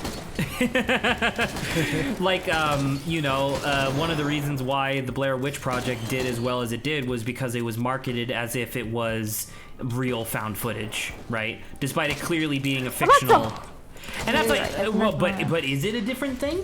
Because I'm not saying that they were saying Split was, I'm not saying that they were saying that Split was like a documentary or whatever, but I'm pretty confident that a lot of people, like, I don't know, like putting that at the beginning, like a lot of people who don't really think about it would be like, oh, well then this is just like fake. Which it already is, because it's a fictional story. Fake. No, but that's like that. Well, sure, but like. But you don't have to say. But you don't have to say like. But you don't have to have a disclaimer at the beginning of the Avengers movie and being like, "This is not how your vibranium works," because it doesn't exist. Like, you don't have to say that. Well, that's quite interesting, right? Because it's like what they're doing is that though they're basing something off of actual like medicine and an actual disorder. So I think that's like where like a specific line I think you have to be careful of, because in my mind, I think if you wanna write something that's inspired off a disorder, it's kind of weird to think about, I guess. But it's like, it's fine. Like, if you want to say like it becomes kind of almost fantastical in a way where you're like very exaggerating realistic disorders, it's like at that point it's like, well, do you like, you should like mention like I was inspired, or like I took stuff and expanded stuff from this disorder, but it's like this is not what the disorder is. Well, because it's like like specifically for the movie Split, I don't think it could have existed if it weren't for the misconstrued, antiquated view of how multiple personality disorder works.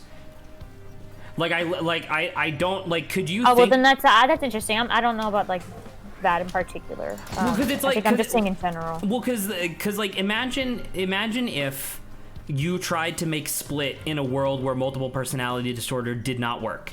Do you realize how fucking confusing it would be to try and convince an audience of people, especially like the wider, like a wider global audience, how to like convince them like, all right, listen, this guy has 15 people inside his mind, and he's going to change his personality and mannerisms based on who is presently like active. Well, let's see, Zach. Did you know what it was before like you went in? Yeah, of course. So you knew DID. So you knew Well, DID. no. Okay, sorry, like, sorry. Allow me to explain. I was actually very familiar with the antiquated version of multiple personality disorder because I thought that's how it worked. I thought that was real. Okay, so it's like you understood this idea of like where it comes from. I understood the basics, or at least what I understood to be the basics of how multiple personality. Oh my god, I'm about to die. Please. I thought I understood how it worked, and then after the movie, you know, because I enjoyed the movie. After the movie, I saw a bunch of criticism of it, and I was like, I should look into this. And then I did, and I saw that like how grossly inaccurate and kind of exploitive the movie was. Because it's interesting, because it's like some of the stuff is and that's the okay. If they had put it like, let's say, a disclaimer, I'm wondering if you would have viewed it the same way as exploitative. Myself, no. I would have like if they put a disclaimer, I would have loved it. But the thing is that I have little to no faith in the general populace. Okay. That's kind of the point I'm getting at, I guess. Is that like under almost all circumstances, I have zero faith that the general populace would have done what I did. Like I'm 90% sure that like if I hadn't have mentioned it to my dad, because I saw Split with my dad when it came out, right? If I hadn't have mentioned to my dad like weeks later, like, oh yeah, did you know that apparently like the movie was like really controversial because of its portrayal of X, Y, and Z?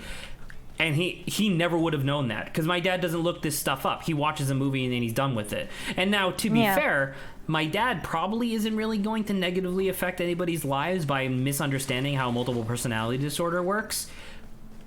But I don't know, maybe he'll have a conversation with somebody later who does have, you know, who will make an impact on somebody else's life. Right? The almond farm. It's an almond farm. Yep. Yeah. So I don't know. It's one of those things where and like I guess to summarize this particular point, because we are coming up to 6, which is the end time for the stream.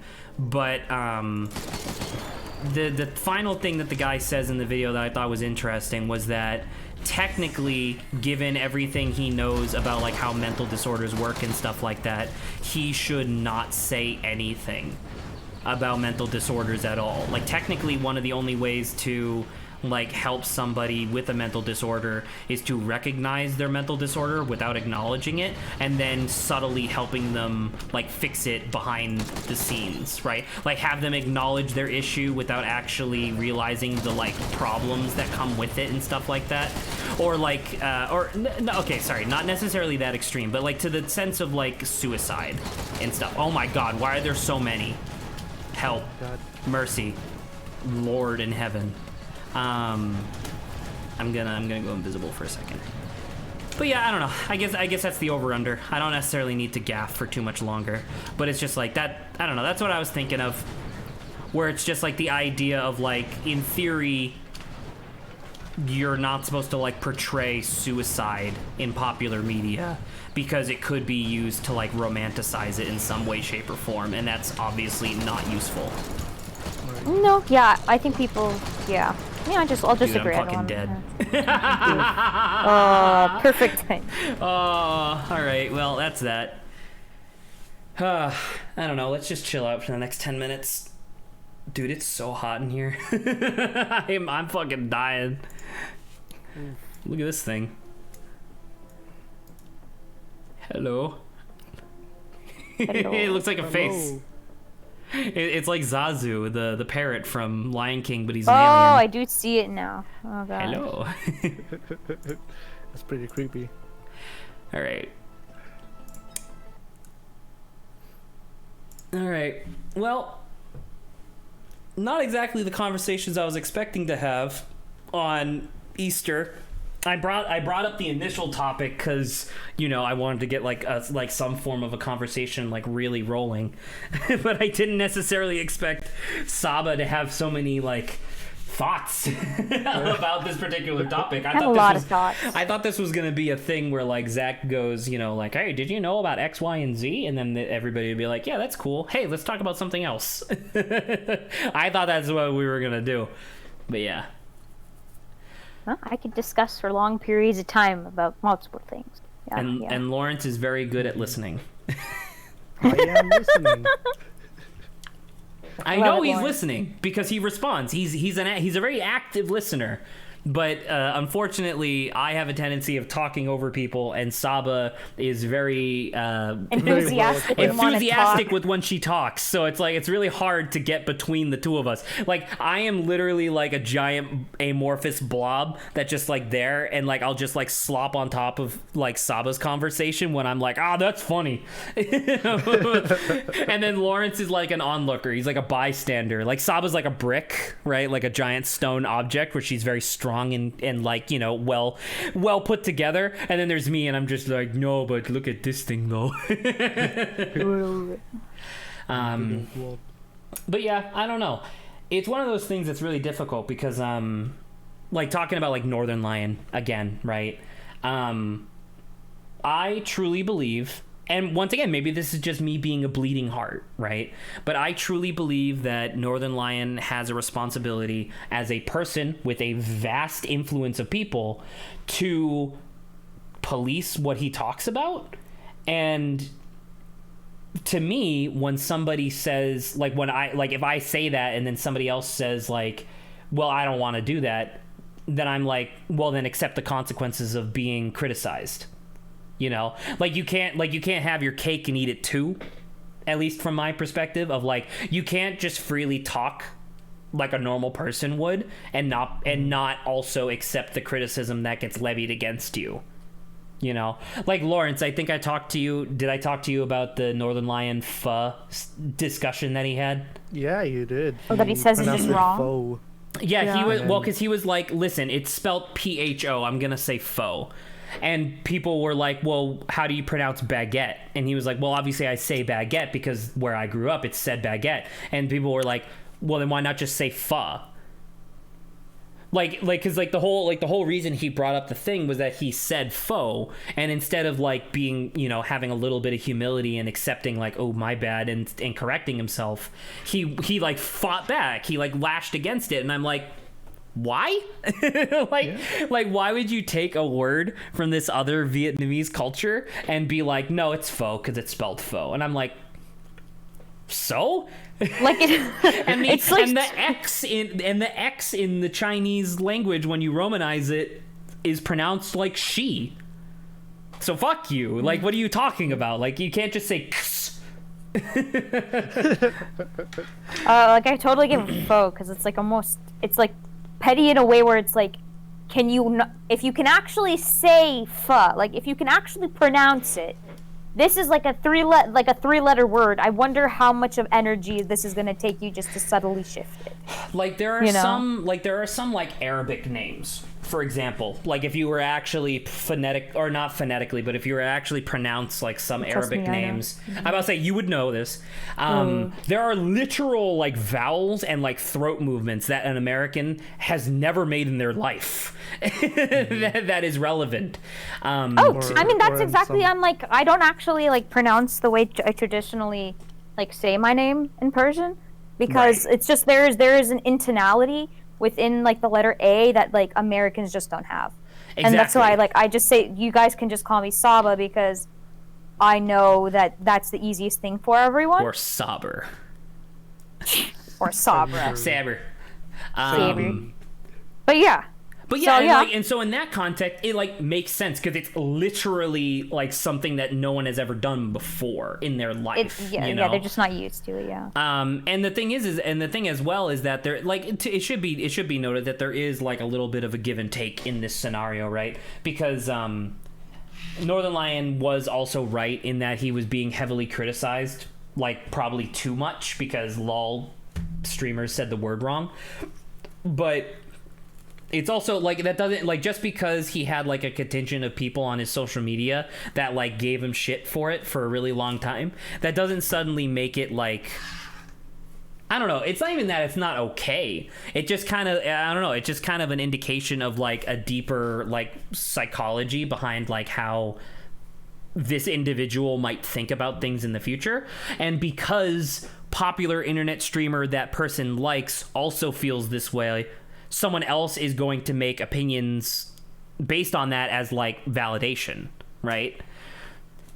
No, yeah, because basically, I think both sides, right? Because it's the idea of, well, if people just approached it almost in a different way, of like to being like him, it's like, hey, it's just pronounced normally and like culturally like correctly, it's pronounced pho, But then it's like if people come after that and start hounding him, as you were saying, and being like jerks about it. If you say pho, and someone corrects you to say pho, and you're like, oh shoot, my bad, and then you make that mistake like 3 or 4 or 5 or 6 or 10 times, that's fine.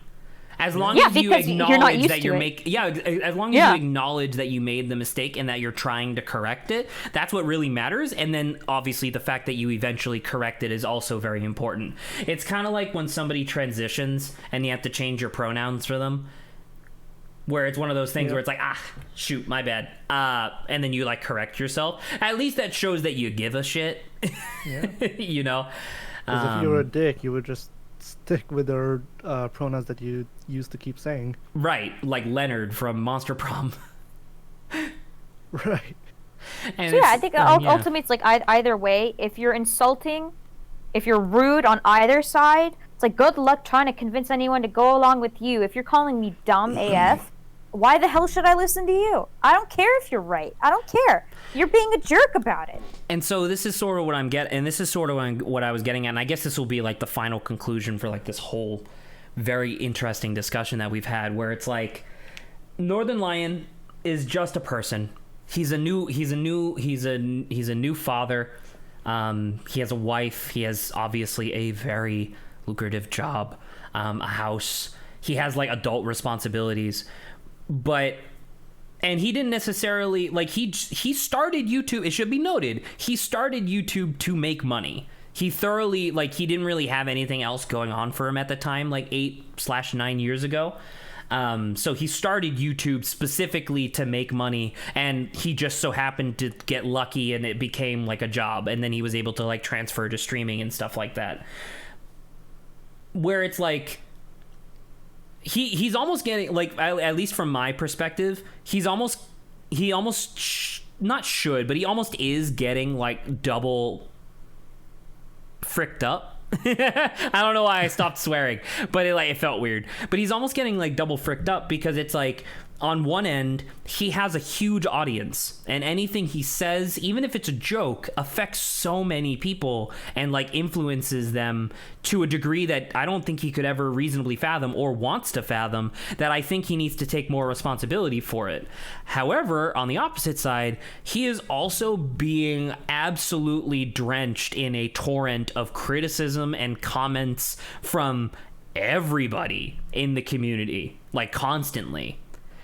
And it's so weird, because it's like, that's what I mean when I say like it almost feels like he's getting double fricked, because I feel like he needs to take more responsibility like with what he says and the things that he does sometimes. But then on the other hand, I super get it, because I like I said it before, but it almost feels like, and one of the reasons why I stopped watching the NLSS, because I skipped the last week so far, one of the reasons I stopped watching the NLSS was because it really started to become obvious that all NL wanted was just to like, he wanted to just talk, right? Which is fine, which is like totally reasonable. But then he didn't want to engage with anybody, essentially. Like, essentially what he wanted from his job is like, all right, you guys pay me money and shut the fuck up and just watch the show and then leave. Like, that's all he wanted.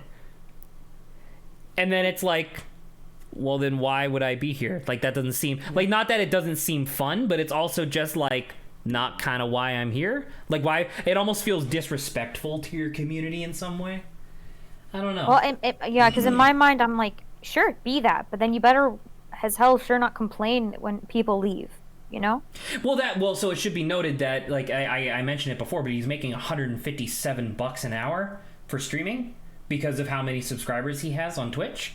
And so it's like, he can afford to lose a lot of people. And it should be noted, he has a newborn daughter that he's concerned with at the moment. Like, she's not even a year old yet. So, in all honesty, his YouTube and Twitch career doesn't matter at all, really, in comparison to what actually matters in his life at the moment. And that's super reasonable. But it's also just one of those things where it's just like, I don't know. you're kind of an asshole and I don't want to be here anymore. I don't know. There were so many things, and the one that I keep referencing is obviously the pho one, and I'm sure if I thought about it long enough, there's probably other ones too. But there were so many things within like the past like year, like even before he had his daughter, there were so many things in the past year where like he would say something that was purposefully like incendiary, just to like clearly he says this on purpose to get like chat riled up, and then he gets mad when chat gets riled up. You know, it's weird. Yeah, it's like giving a toddler a paintbrush covered in red paint and then yelling at them for painting the walls. Yeah. And it's like, yeah, technically the toddler shouldn't, be painting all over the walls, but you did give them the paintbrush, so it's kind of your fault. Anywho, good stream. Yeah. How long was that? Because we started at like what? We're gonna have to pitch 12 on the Lawrence to start topics so he can talk more now. I think that's what we got to do, Zach. Well, he has banter topics in here, but I don't know. I always have a lot of stuff that I wanted to talk about in general. Oh, real quick. I want to talk about this because it's not really that interesting, but I did want to talk about it. So, in the video that I had mentioned previously, the one that Super Eye Patch Wolf did about like fake psychic mediums and stuff, he ends up talking about the woman who actually inspired Misty Faye from Ace Attorney. Oh. Yeah. So she was a woman who claimed to be a psychic, and she took the leap that you should never do as a psychic, a fake psychic, where she started trying to lend her psychic abilities to finding missing persons. And literally every prediction she ever gave was wrong. And not only were they wrong, they also like detracted from the actual investigation. And there's like 2 or 3 scenarios that could be cited as like this child would have lived if it wasn't for this woman pretending to be a spirit medium. Oh man. Yeah, but the thing is that in 2001, when Ace Attorney was being made, this woman, I can't remember her actual name, it was like Sylvia something, when Ace Attorney 1 was being made, she hadn't been revealed as a hack yet. Oh. So in theory, the people who were making Ace Attorney at Capcom probably were familiar with this woman and was like, yo, that's interesting, let's use that. And then she turned out to be a fake. Yeah. Except Misty Faye in the game is not a fake. Right, because it's a fake universe, right, where mysticism is real. But it's just like, it's one of those things where it's like, oh, that's like really interesting. And then like there was this guy, I think his name was James Randi. It was really interesting because there was this period of time in the like 80s, like 70s and 80s, where mystics were becoming, like psychics were becoming like super popular. Like they were on news shows and they had their own TV shows. They still do to this day. But there was this guy, James Randi, who was a professional magician. He was like a Penn and Teller type thing where he was a master of like trickery and illusion and stuff like that. And he basically dedicated his entire life to going like he would basically like follow these like fake psychics around, because the psychics would do stuff like the guy who did the bending spoon trick. Isn't that a lot of people? No, there was a guy, his name was Uri Geller, and he was the first person to ever associate psychic abilities with bending a spoon. That's the same guy who sued Pokemon for Kadabra. By the way, Saba. Yeah, that's why since the first set of Pokemon cards, there has never been another Kadabra ever printed, because Uri Geller sued them because he's like, yo, that's a psychic type Pokemon, bending a spoon. I invented that. You owe me a fuck ton of money. Oof. Yeah, but anyway, familiar with that part of history. Yeah, I'll say it's really interesting. I'll send you an article about it in particular, like that guy in particular. But anyway, so like he would like James Randi would follow Uri Geller and other like fake psychics around the nation, and they would do like their tricks and be like, oh look, I have magical powers, give me money. And James would then show up the next week and be like, all right, I'm going to show you how they did that and how they tricked all of you. And then he did it like every single time. He replicated the thing. But then, and at first people were like, yo, this guy's great. He's showing us like how to be psychics. And then Randy was like, no, you don't understand.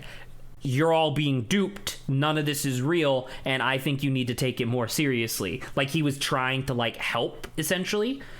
And the U.S. populace fucking turned on him. Like, he became, like, public enemy number one in, like, in popular media because people fucking hated the guy. Because they were like, why would you ruin people's lives like this? Like, people just want something to believe in. Like, why can't you just believe that Uri Geller actually has psychic abilities? And it's like, poor guy. And you want to know what? He died in 2020. Oh, wow. Yeah. Recent death. Very recent, and it was very surprising because there's like HD videos of him, like his spine's all fucked up because he's like 90 something years old and stuff, and there were still videos of him being able to be like, all right, like he would be watching somebody doing like a mystic thing on TV, and he would just describe how they did it, and they would recreate it, and lo and behold, he was right. Oof. Yeah, and it's like, Wow. oh, poor guy. He tried to save the world from fake psychics, and he got beat out by fools. Damn. Yeah, That poor sucks. guy. Anywho, I just wanted to share that because that was also under banter ideas. All right, excellent. We're all done. Good night, everybody. We're good. Well, Okay. All right. Good night. See you all See you guys next later. week. See you on Friday. Mm-hmm.